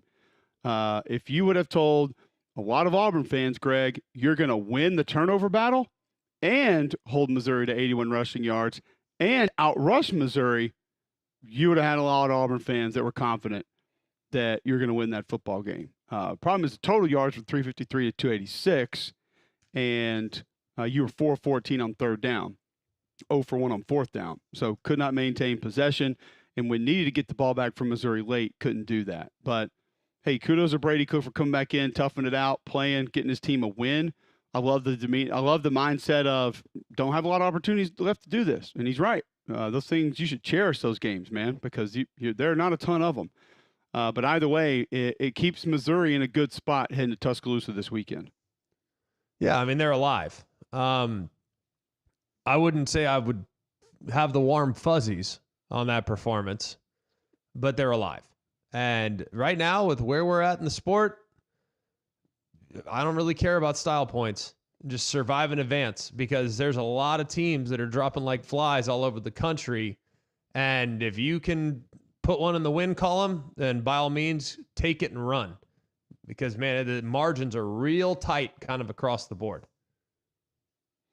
It's going to be interesting to see that one, because I'm with you. Missouri's got a lot to clean up, and there are portions of it that look like it's okay, and then it kind of goes away. The Auburn offensive plan, from what you saw, did you like some of the new things that were implemented? Did you feel like maybe they got away from a few of those things later in the game? What were your thoughts just kind of on what they put together on offense? I actually thought I thought the plan was decent. I would like there to maybe be a little more 12. I don't disagree with you on 84 getting a little more run. Just as a bit of a tone setter, just a change of pace guy. Like, I'm not saying that Rivaldo has to come off the field. Have them both on the field. Play a little more 13. Like, I'm fine with it. I just think this offense needs a tail kicker from time to time. And I just don't know who that guy is. And maybe it is 84. I think 27's that guy, but he's a running back. You know, he needs other guys around him to be tail kickers on his behalf. So yeah, and if you're doubling down on him as a lead blocker 20% of the time on top of the carries, it's going to get tough after a while. Totally. So I'm pretty optimistic about what I saw. Look, I think it's tough sledding for Auburn right now. There's no denying it's tough sledding. One of the best opportunities they had for a win, they let slip away a couple weeks ago against Oklahoma. Now you're looking at kind of where things are going. You let another one slip away here. I look at the Vanderbilt game coming up. I look at this Kentucky game coming up. Like, Kentucky, if you think you're just going to line up and just run traditional offense and just run it right at them, like, that ain't happening. Not against Kentucky. If there's one thing they can do is stop the run.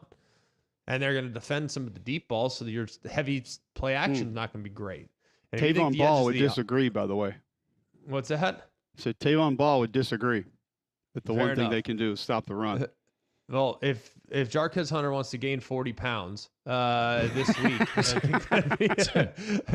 I don't know if that's something I would recommend. Only Cole and I can gain 40 pounds in a week, but that would require some airplane food and a couple of difficult travel days. But I think Auburn's in a tough spot, man. I really do. But there were some positives that can be gained from the performance this past weekend. Like, I don't think all is lost, but it's demoralizing to see your team continually just gift wrap things to the opposition. Yeah, you're running out of time for silver linings, I think. Actually, maybe out of time for that. You've already hit the under on the season. So as we head further into football season, changes in the weather are coming. Protect your HVAC system with a checkup from a trained comfort specialist. So when cold weather hits, you'll have peace of mind. You're protected by America's most reliable and trusted HVAC brand. Find a comfort specialist near you at Trane.com. Remember, it's hard to stop a train. We will hear from Hugh Freeze, Auburn head coach, next, right here on McElroy and Kubelik in the morning.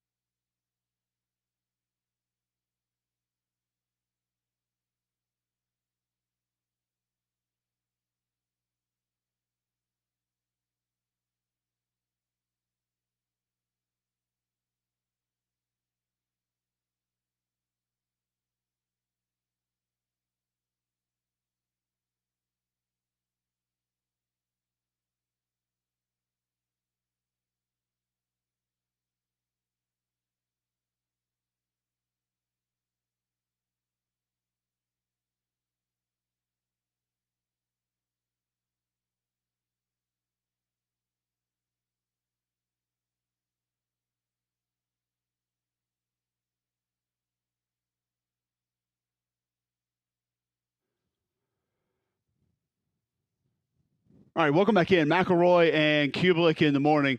800-239-9569. You want to get in, react to the Auburn loss over the weekend, the Alabama loss over the weekend. We can get to those here in just a moment. Wanted to get to Hugh Freeze postgame here Monday, October 21st, 8:51 a.m. Coach Freeze, after the game, just kind of discussing his disappointments with how it went. Obviously, another disappointing day. Bitter to know we're not able to get across the finish line against another top 20 team. Give Missouri credit for not folding and continue to battle. Our kids fought hard. We're not making enough plays or making enough right calls at times to win these close games right now, obviously. And it's disappointing for the Auburn family, disappointing for our administration, for our team, for our kids, our coaches. It's just, boy, it's a difficult year where it seems nothing is going quite your way when you need it to. We seem to not make the right call as coaches or the right play from time to time in critical moments still, and that's kind of been the story of the whole year. And obviously it hurt to lose a turnover today too, but it's just disappointing for sure. So that's Coach Freeze, just disappointed after the game. Also discussing their inability to be able to finish games. I mean, we had one really good drive, and man, we go tempo play, we throw a screen out there, get 10 yards, get a holding call. It comes back, and then we didn't block well on the perimeter on that series either, and would have had some more explosive runs, I think. And actually, that's the one we fumbled at when we didn't block real well on the perimeter. No excuse not to hold on to the ball, but we could have blocked it better for sure. But that was a really good, mature, old, experienced defensive line We knew it'd be tough to hold up all the time against them if we couldn't stay balanced, and they got after us when they had to. But I thought we had a good plan for running the football and staying balanced, and probably should have took a few more shots on early downs. Looking back, that's you wish you would have. All right, Hugh Freeze, just on kind of their inability to finish those games, and then too, just the missed opportunities that the defense had. Quarterback scrambles, explosive pass plays, and we give up a few right there at the end. There was another 3rd and 10. We played really too soft and gave them an easy throw to the chains, and you get a senior quarterback with talented receivers. That's going to be hard, and we're playing a bunch of freshmen back there, but I thought they played extremely hard and played well enough to win. We've got to score more points than 17 on a day like today. So you could hear the frustration, Greg, and obviously felt like that they did some things well enough to win that game, but couldn't close it out and couldn't make plays late when they needed to. No, and that's kind of the theme of where they've been all year. Big moments, big plays, 4th and 1 against Georgia. Chances to put the game away, 4-minute situation against Oklahoma. How many different examples of big moments in the game against Cal? How many different examples of big moments this past weekend where the game could have been put on ice? Like, big moments, the team welters, and I don't know why that is. Like, it just can't happen, though. And it would be remarkably demoralizing, but, hopefully it's something they can figure out. So it's like there's a lot of wishing taking place. I don't know if that's the direction that it needs to go or should go, but a lot of wish fors, but not what you want at this point in the season. You kind of hope that you'd have things figured out a little bit more so than that. But when we come back on the other side, we've got Taylor McGregor. She was on call for Auburn and Missouri. We'll ask her just kind of the Brady Cook situation, how that went down, what she saw on the sidelines with Hugh Freeze, Peyton Thorne, and Auburn, why they couldn't wrap this one up, and find a way to get their first SEC win of the season. That's at 9:30. We'll continue taking your feedback, texts, calls, tweets, just on the college football weekend that was. Spent a lot of time on Auburn, a lot of time on Alabama. We'll kick around the SEC a little bit when we come back, talk about some of the other important games there and how those went. And what's next? We'll also ask this question. Is Auburn the worst team in the SEC? Not many of us thought that we would even have to address that possibility. But when you weigh them against everybody else, it kind of becomes an interesting discussion. We'll have that one and more. Continue to get your feedback. Text into the show 205-834-9450. Listen online, JocksFM.com. Tweet into the show at Mac and Cube. All that and more next on Jocks 94.5.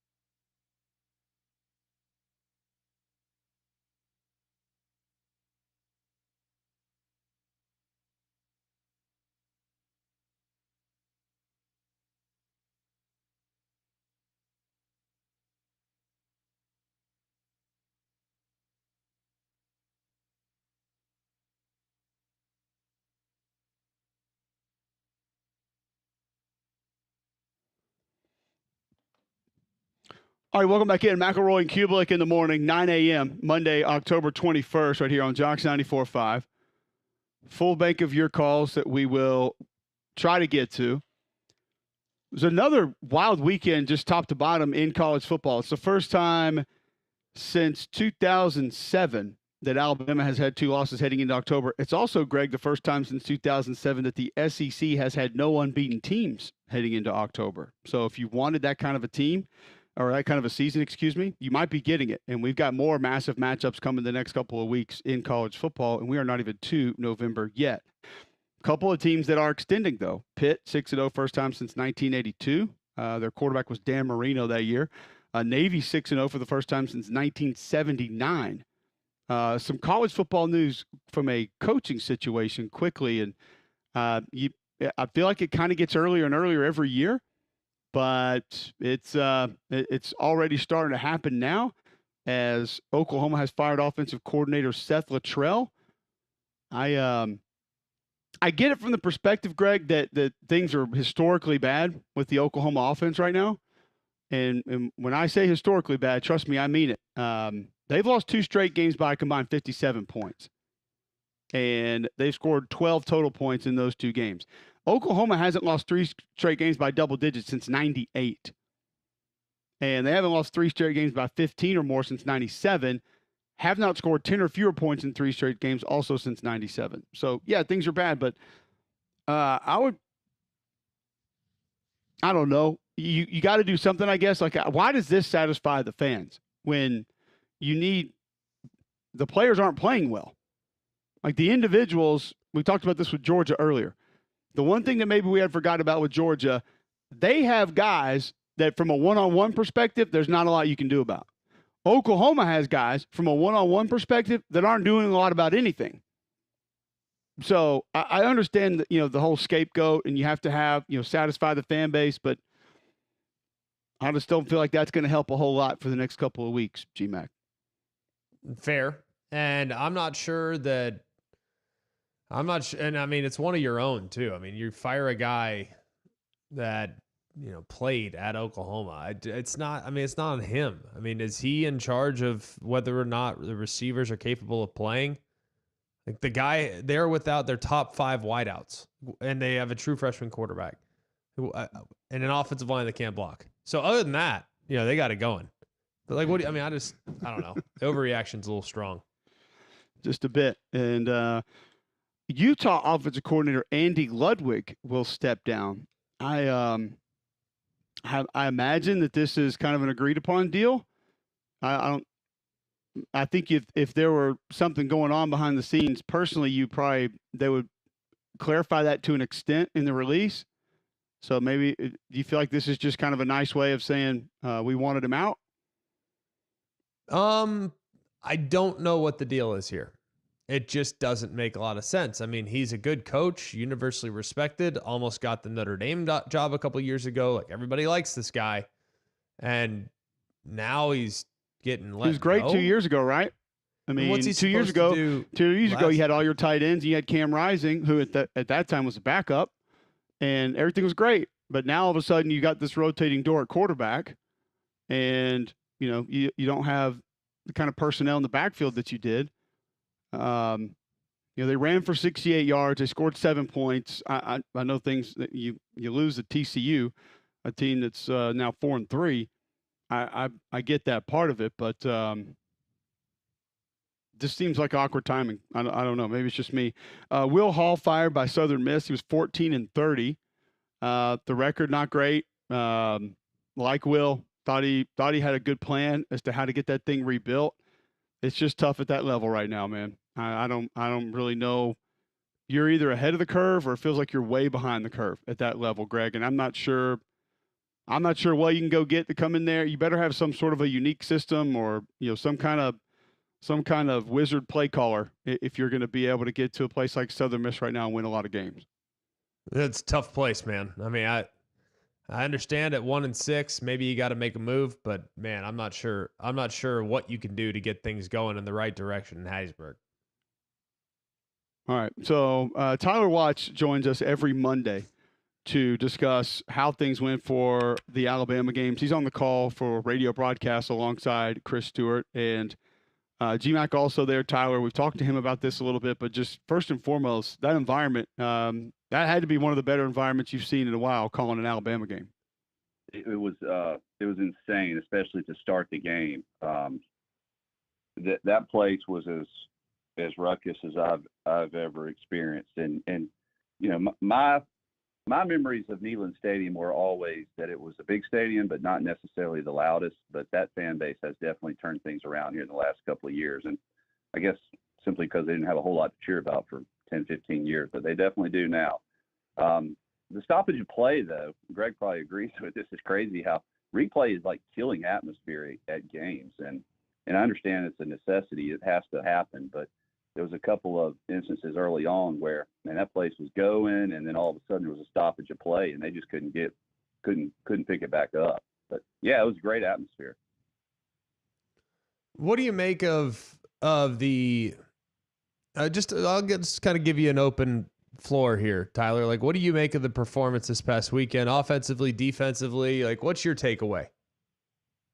My takeaway is probably as vague as that setup for how I'm going to talk about this. I don't really know what to think of what I witnessed on Saturday. As I was watching the fan base, obviously after the game, rush the field and tear both goalposts down. Congratulations, as I'm sitting there watching them going, y'all are celebrating a very average football team. And I thought that's what was displayed, two average football teams competing against each other. Neither one of them wanted to take it away from the other one, and they were both giving each other every opportunity to kind of seal it away. So it was frustrating to watch because it was something 3 weeks ago. We thought that this was going to be a great contest between a lot of talented players going out making plays, and it was really playmakers on both sides not making plays throughout the entirety of the ball game, just kind of giving the opposing defense or whoever opportunities to stay in the game or pull away. So it was frustrating to watch, and there's a lot of question marks, I think, on both sides. Tyler, from a quarterback perspective, what did you make of Jalen Milroe in this game? What were your thoughts on just on how he operated and how he handled things? Early on, you could kind of tell in the first series, the composure of the Alabama sideline, or especially on the offensive side, was not there. They come out immediately, have two or three really bad plays, false start once again, and obviously the crowd noise had a lot to do with it, but the composure just wasn't there. And that really maintained throughout the course of the game, I thought. I thought that he had open receivers on the opening drive, the second drive, third, fourth, all the way through it, that he just was not able to complete. And, you know, y'all have talked at length about just the mechanics of his feet not lining up with where he's throwing the football, and it was on display for sure last Saturday. Balls sailing, throwing behind receivers, throwing in the dirt, not getting it to it, not giving them catchable balls. It was one of the more frustrating days I know for him, and it's tough as a quarterback when things are falling apart and you can't figure out how to fix it. But it's something that we hadn't seen, but quite honestly, it's something that has been trending this direction over the last several weeks. What do you think of the defense's performance? Because it does feel like, I know everybody's doom and gloom. I get it. I still think there's a playoff is absolutely 100% in reach. I feel like there's plenty of things that this team can still accomplish. You go and win at LSU in 2 weeks after the bye, you're back in the good graces of everybody. So do you think that this is a building block performance where maybe they can kind of build off this on the defensive side?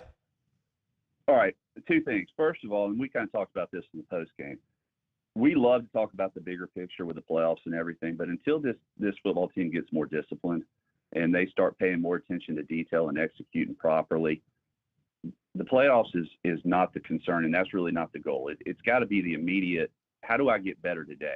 That's where the focus has to be. And then the playoffs and the winning at LSU, which is going to be a much tougher game than I think a lot of us thought here a couple of weeks ago, that'll all take care of itself. But to go back to what you were talking about with the defensive side, yes, I was impressed, honestly, with early on, at least, with their ability to really slow down and limit Dylan Sampson and his ability to run the football. And I thought that was the key going in, is how do you stop the Tennessee running game? But then you look up at the end of the game, and Tennessee has like 240 yards of rushing. So it is a little bit of a head scratcher. But I thought that there was improvement on that side. Tennessee still had opportunities on some chunk plays, though. They had 4 or 5 explosive plays where Iamaleava cannot connect, and if he does, it's a completely different game. So there's still things, obviously, that you have shown some improvement, but there's a lot of missed opportunities by your opponent that could really cause concern also. So once again, I don't know what to think. I just know that this team has to get better from a discipline standpoint and an execution standpoint on both sides of the ball. How do you address the discipline portions of the things that you're seeing, the issues that you're seeing? And do you believe they can be – none of them are going to be completely corrected because it's an aggressive game and things are going to happen. But can it be drastically changed before the end of the season?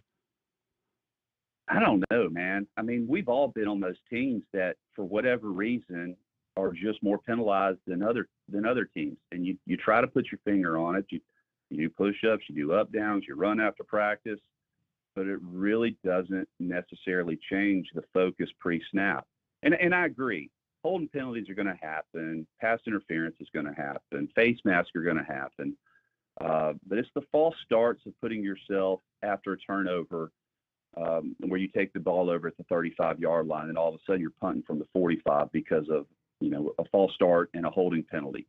And your quarterback not hitting the check down, trying to force the ball downfield and taking a sack. Those are the things that are super frustrating, and I don't know how you overcome them. And I've always said that sometimes you just have to accept that you are who you are, and it's frustrating. The players, it's frustrating for them as well. But you just got to keep on working, and I don't know if there is a simple answer to it. Is it playing time? I mean, what are you going to do? You're going to put in somebody who's not as good just because the guy in front of them makes a couple penalties? I don't know what the answer is. Well, that goes back to what Greg was talking about, a couple guys being dinged up, Tyler, that are still playing and playing through it. Is what do you have next? What's next in line? Can you afford to do that to your football team? I mean, that's where it gets really difficult.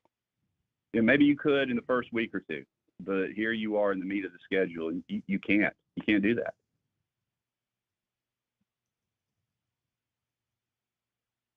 All right. Well, Tyler, we appreciate you hopping on with us. Always great stuff. Always good to catch up, and we'll do it again next week. Well, all you can do, man, is show up next week and just keep on plugging, right? Because you still have the future in front of you, and you have to stay optimistic. You got to be realistic, but you have to stay optimistic and keep on fighting. I think you're right. Appreciate the time, Tyler. We'll catch up next week. Y'all have a good one. There you go. Tyler Watts, former Alabama quarterback, on radio call with Chris Stewart for Alabama Broadcast, joining us on the Buyer Strike Hotline as he does each and every week. It's, I don't know, that discipline portion of it, Greg, is something a lot of fans I know are frustrated with and would like to see change and be different. But sometimes, unfortunately, it's the personality of your team, and that's hard to change. I think it is. And guess what? The penalties have been a problem for years now. So that's been going on forever. For 3 or 4 years. So, yeah, I mean, you'd love for that to not be an issue, especially dumb penalties. Like, I can live with the holdings and, like Tyler said, like effort penalties, I can live with those. What you can't live with are pre-snap penalties, delay of games, and emotional unsportsmanlikes. Like, those are inexcusable. So that's, I think, something that needs to get figured out. And the only way you figure that out is by way of fear. Fear.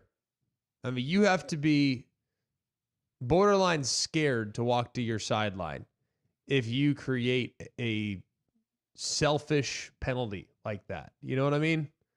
And people will say, well, the guy did this and the guy did that. That's fine. Like, okay, I think personally it would have been great if those were offsetting. That's exactly what things said at the end. Like, K-Law had a bit of a bad moment for sure. Should the other guy who was chirping in his ear have gotten one too, potentially? Yeah, maybe, right? But I think you have to be scared.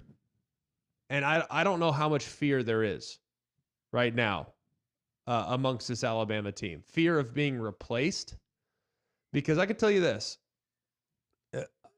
There was not a day in my life, whether it's in the NFL or in college, I did not give it my very best. because I might have been this as a player or whatever. There was not a day where I didn't try my hardest. I always tried my best. So one thing I felt like I could control. Why? Because I was scared to death of getting replaced or cut or traded. I was scared. I mean, healthy fear is not a bad thing. And I think that there needs to be more of that. And I know that and that's not just at Alabama. I think that's across the board. I think guys are having a hard time. Coaches are having a hard time universally creating fear within their locker room because guys will just leave. So I think finding that balance is a tough one to deal with. And I think a lot of teams and coaches are trying to find it. How you coach guys, how you address guys, how you correct things, how you discipline guys. It's become a lot more difficult than it used to be because there is roster retention at times that has to happen. And as you mentioned, Greg, a lot of the guys left before Kalen DeBoer got the job. Therefore, depth, not even where you need it when you begin to take over. And so there is a little desperation that kind of kicks in there at that moment. One thing you have to worry about if you call B-Dry is if you have water in your basement or crawl space. Yeah, they're great, and they've been serving the community for 60 years. B-Dry is the best. I think when it comes to making sure that your basement or crawl space is taken care of, your foundation is good, and that's why they're the largest waterproofing company in the country. They're the only company with the solution that stops all 5 ways water can enter your foundation, and they offer the strongest lifetime warranty in the business, the life of the structure warranty. To make it better, too, you don't pay $1 for 12 months. You get the job done, and you have interest-free, no payments for 12 months. You get the job done right with the strongest warranty and the best price by calling 942-1976, or you can visit bdryalabama.com. All right, before we go to break, let's go back to the Buyers Right hotline, and I want to let a couple of you guys hop in. Jason and Pelham wants to talk Alabama. Welcome in, Jason. Hey, welcome, guys. Thanks. I'm glad this show's not on Saturday night because Damon would have been Mozart with the drops of the expletives that would have been happening from me.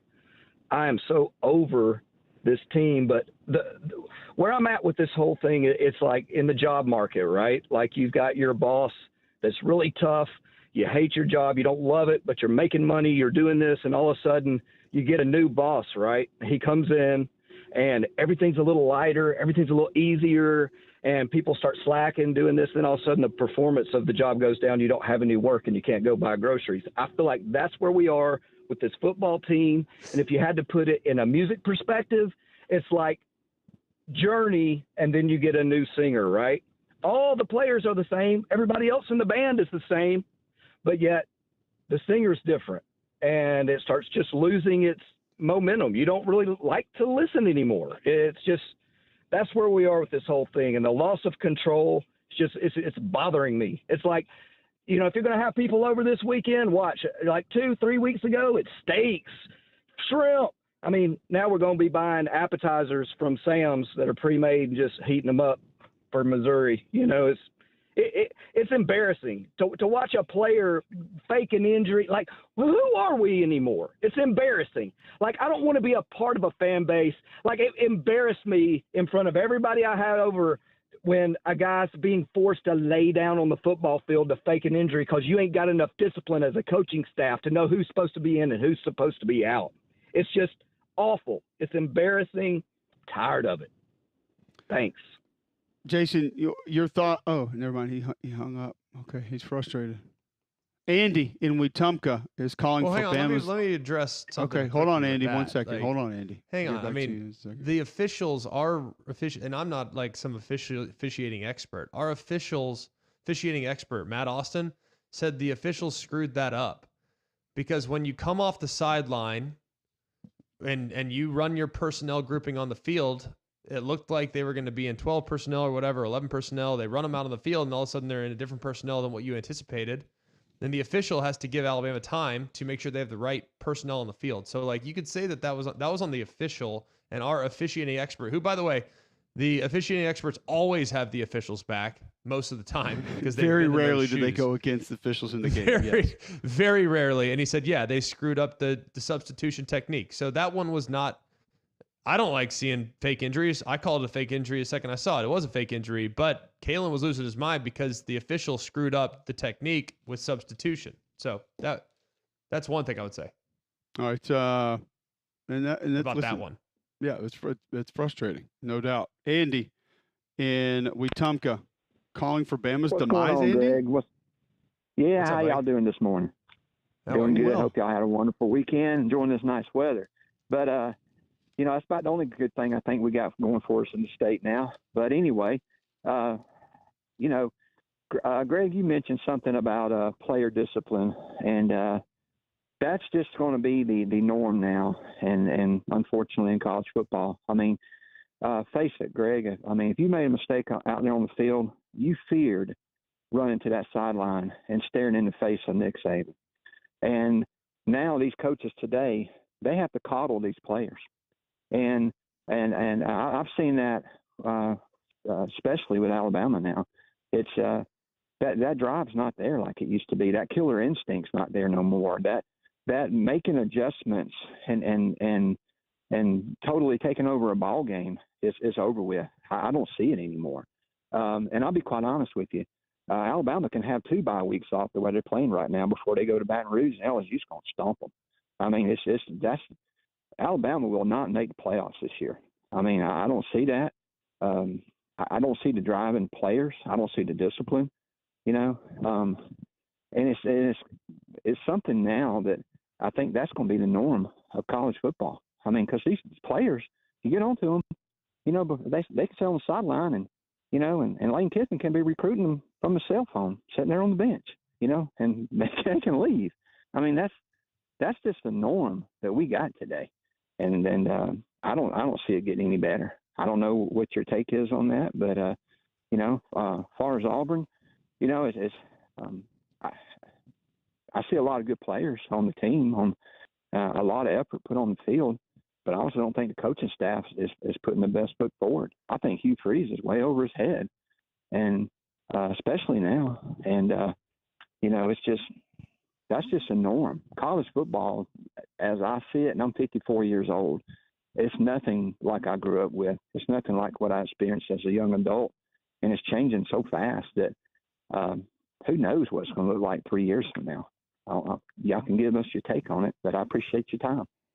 No, we appreciate your call. Some of them fair points. Some I think maybe a bit exaggerated. We'll get to all those and try to address as many as we can. Before we do that, I want to tell you about our friends at Backyard Adventures. My wife and I were looking for a playground for our kids a long time. Went to the big box stores, looked online, finally found Backyard Adventures, went to their location at Cahaba Valley Road. They were able to jump, climb, swing, slide on all the different options. We were able to customize those options. And then Jeff and the guys came and put it together right there. They did all the work, put everything together. And we got the basketball goal from Backyard Adventures too, which I know you and your family love, Greg. Love the basketball goal. It's been a great addition. We were actually out there. The boys were shooting hoops yesterday. Man, we had an absolute blast.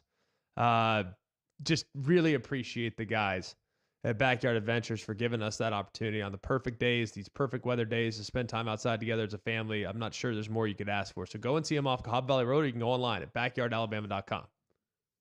All right, when we come back, more of you on hold want to get your thoughts, your calls in. We'll address the last call and more next on Mac and Cube in the morning.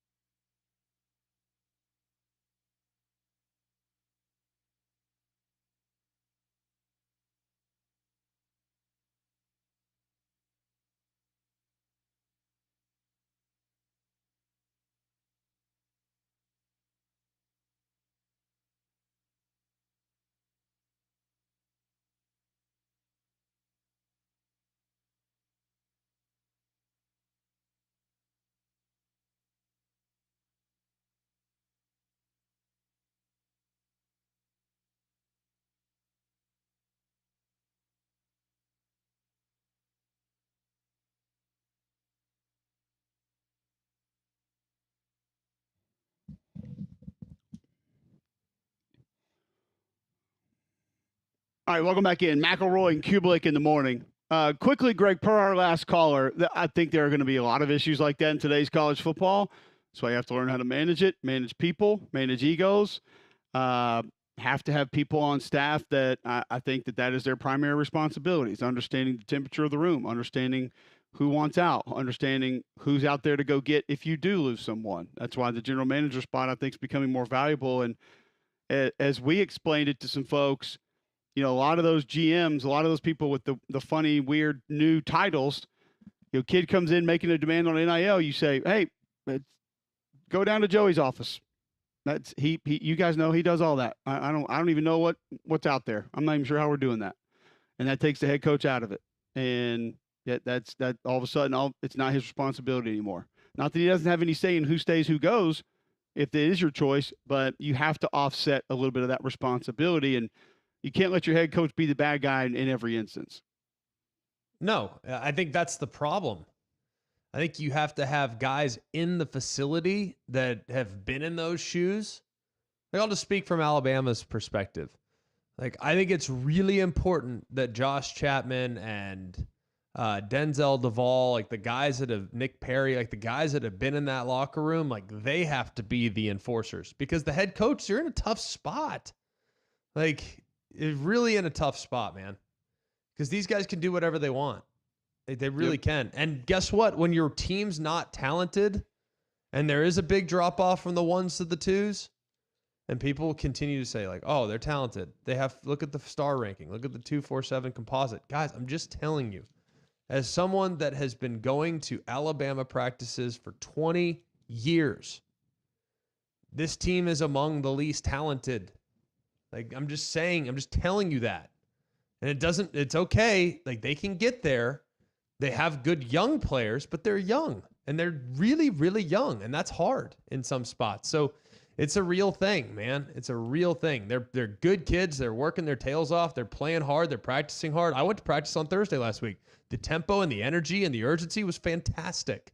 Problem is, a couple of guys that are starting are sitting around walking in boots because they can't practice because they're so banged up. So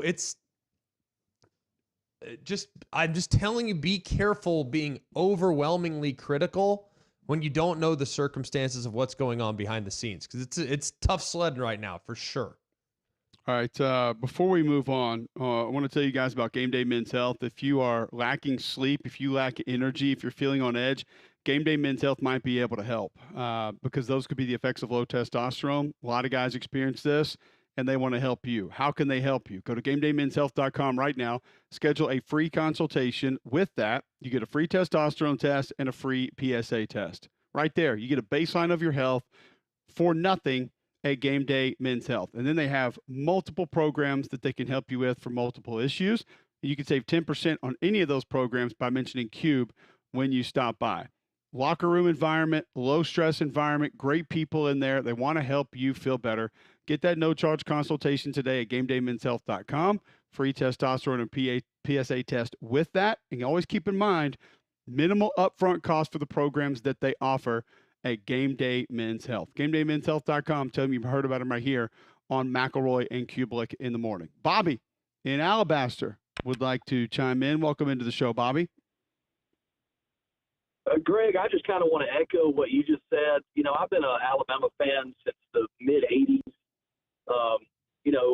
I get so tired of Alabama fans, and Auburn fans do it too, but, Alabama fans have been feasting at the table of Nick Saban for 17 years, and we get a new coach, and we've lost a couple of games, penalties everywhere, and the fans say, oh, I'm embarrassed. I'm embarrassed to call myself an Alabama, embarrassed about the way they play. You're not the one that's been sleeping and drinking college football every day since July. You're not the one installing the game plan and trying to scheme for the opponents every week. Enjoy the journey, man. Hey, we're down. When's the last time Alabama's lost two games in the regular season? 2007 or 2010. These fans that want to jump ship so fast. It's the guy's first year. Cut him some slack. Cut the players some slack. We lost 26 players the day that Nick Saban said he was going to retire. These Alabama fans, I can't understand it. These are young guys. They're fighting their hearts out to play and win the game. They didn't go out there, wanting to lose and play bad and get unnecessary penalties. But hey, it's understandable. Take a step back and look at where we've been. This is a transitional period. You have to give the coach and the players a little bit of grace. I appreciate the call. And I'm going to be honest with you. I think that there is a little bit of a shock to the system because of how things have been done in the past. I'm talking about inside the locker room, like looking at it exclusively from a player's perspective. When things have been done a certain way your whole career, and say you've been there 4 years or whatever, and then comes a new coach, you're there, and things are different. Like, you're going to pine for the way it was once always done, and that the coaches that are on staff are trying to do it a certain way, the way that they know how to do it. Like, I think that's a difficult thing to bridge. And I remember that, man. I mean, I just remember transition. And Cole, like, you can speak to transition as well. Like, you went from Terry Bowden to Tommy Tuberville. I went from Mike Shula to Nick Saban. And there were guys on that, on the Mike Shula team that when Coach got there, we're like, hang on a second, we don't do it. We don't do that on Fridays. We don't do that this way. Like, we don't practice that way on Tuesdays. And so there was like a little bit of a tug of war going on internally. Like, me as a freshman, like, I didn't know the difference. Like, Coach, I'll do whatever you want. Like, I don't, but I do think for some of the veterans, maybe that's a little bit challenging for them. But I'm telling you, man, these guys are playing their tails off. They're trying hard. A lot of them are beat up. And a lot of them are being held to a standard that is unrealistic. Like, I was critical of them last week against South Carolina. Why? Because they made mental mistakes. Like, your best players making mental mistakes and being unaware of situations. That's something that just, you don't want to see that. But when there are physical limitations on the team, you have to see that and acknowledge, like, all right, there are some limitations here that have to be coached around. And that, I think, is what's been somewhat of a challenge as well. Yeah, it's tough on a lot of folks. Okay, Chris in Coleman wants to talk. Chris, welcome into the show. Hey guys, good morning. Let's start off like Damian said. Let's positive Monday. So I think the Alabama fans and Auburn in general, the whole frustration is, and summed up in this. Correct me if I'm wrong, but I think it's the continued useful mistakes without change in the ways or perceived change in the ways. Even if the optics was different, I think that's just what everybody's entirely frustrated at. What y'all was just talking about just then, I agree wholeheartedly. It's like a new dad in the family. People's trying to figure out and do what they knew versus trying to do what's been implemented. That is very tough. But all that to say, too frustrated to talk about what I want to talk about with Alabama stuff. So my biggest concern was help me understand the Georgia-Texas call where the interception and then fans delay by throwing out on the field, which is a whole other issue, like Tennessee and mustard bottles. And then the call is seemingly, let's not say reversed, but it did give them time to think about it, said, hey, we made the wrong call. Help us understand that, because that seems like we opened a Pandora's box for fan bases to say, oh, we can get this call reversed. We're going to throw stuff on the field.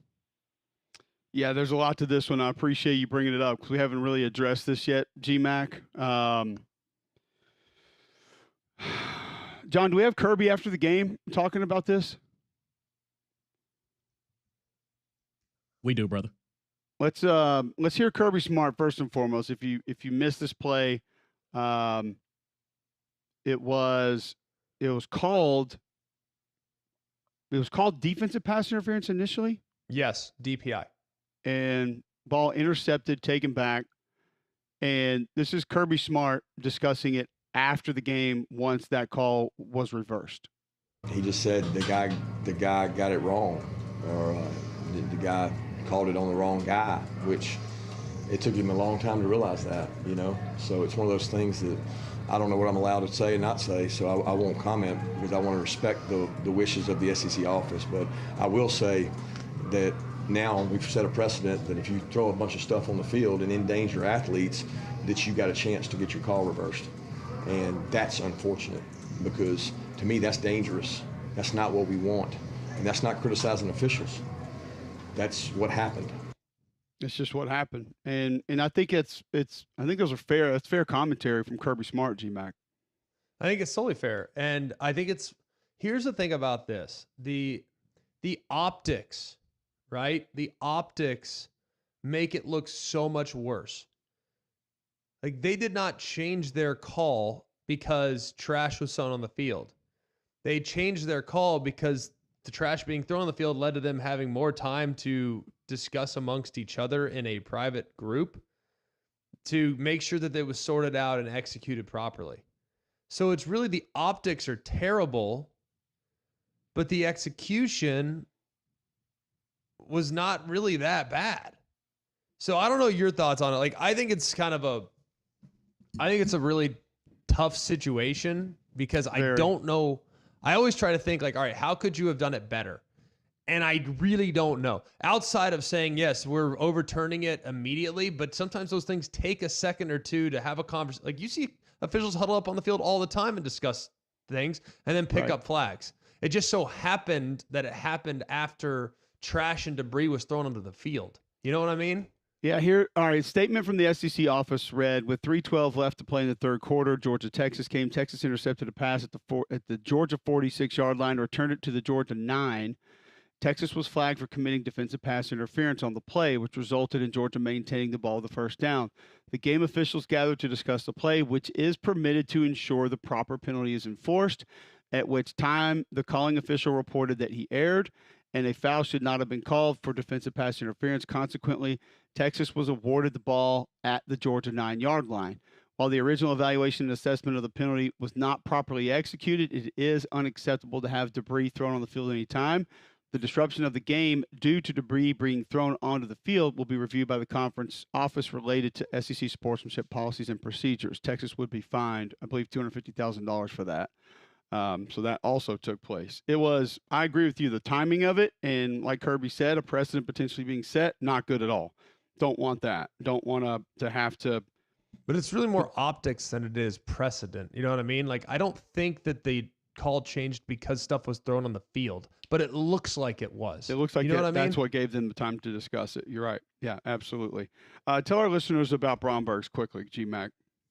Well, Bromberg's is great. I've had a great experience with them. Went in there last week and always appreciate the service that I receive from their salespeople. They're incredible. Really, really grateful to the friendships I've made that work in the Mountain Brook store, and very grateful to the experience that I have, that luxury shopping experience that you can only find at Bromberg. So go and check them out in Mountain Brook Village and the Summit. They set the standard and been serving this community for nearly 200 years. So go and check them out in Mountain Brook Village and the Summit, or you can always shop online and check it out online at brombergs.com.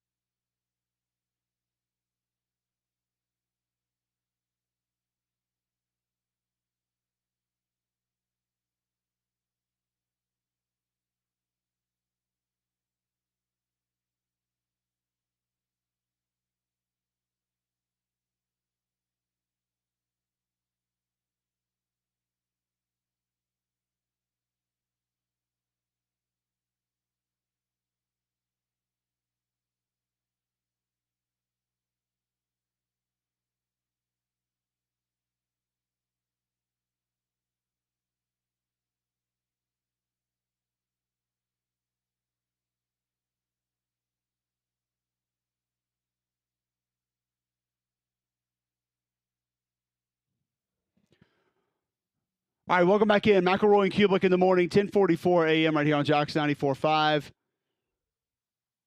Let's quickly go back to the Buyers Right hotline. Rick is in California, wants to talk Alabama. Welcome in, Rick.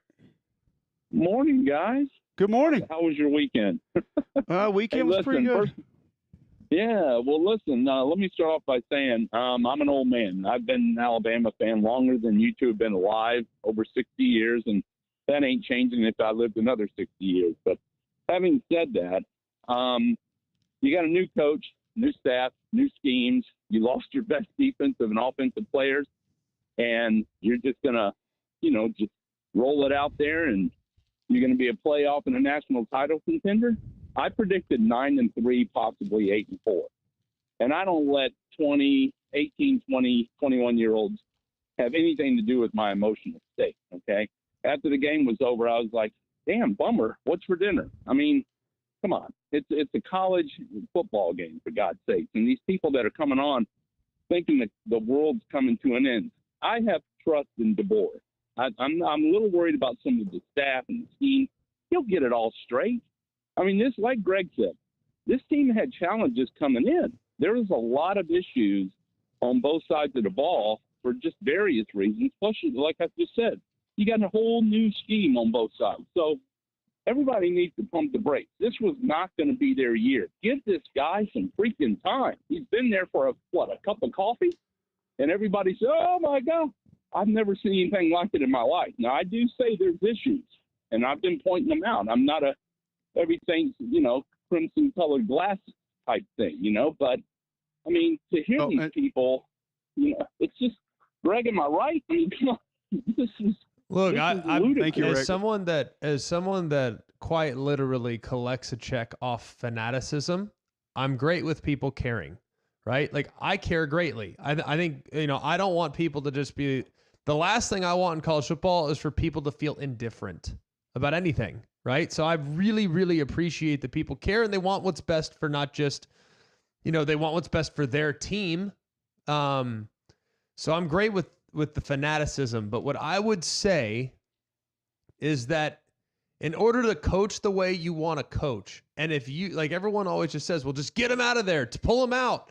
Like, I mean, I have buddies that are suggesting benching Jalen Milroe. Okay. I have buddies that are suggesting benching this guy and that guy. It's like, in order to pull the plug on a guy, you have to have a capable replacement.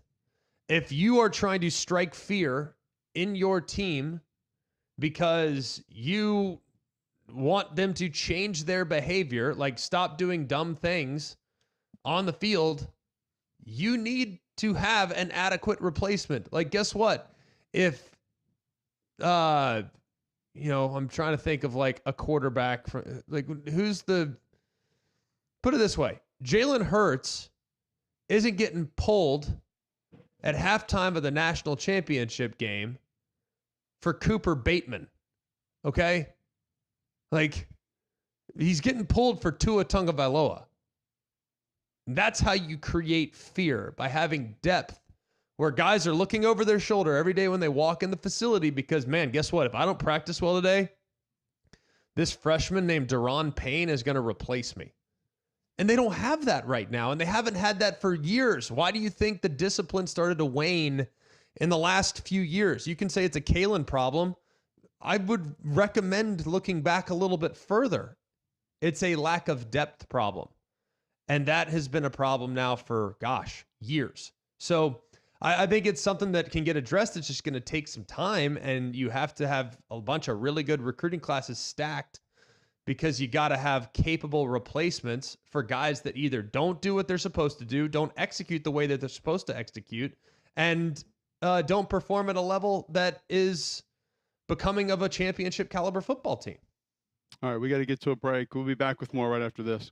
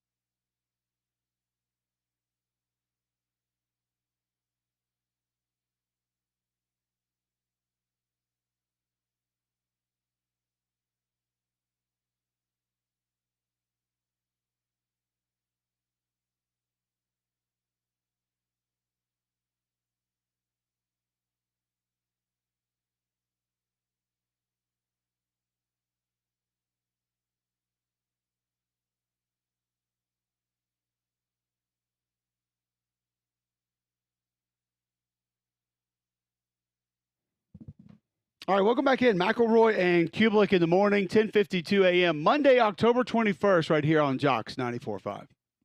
Bill Smith Buick GMC is the GMC Dealer of the Year. They are the very best that you'll find. And don't take my word for it.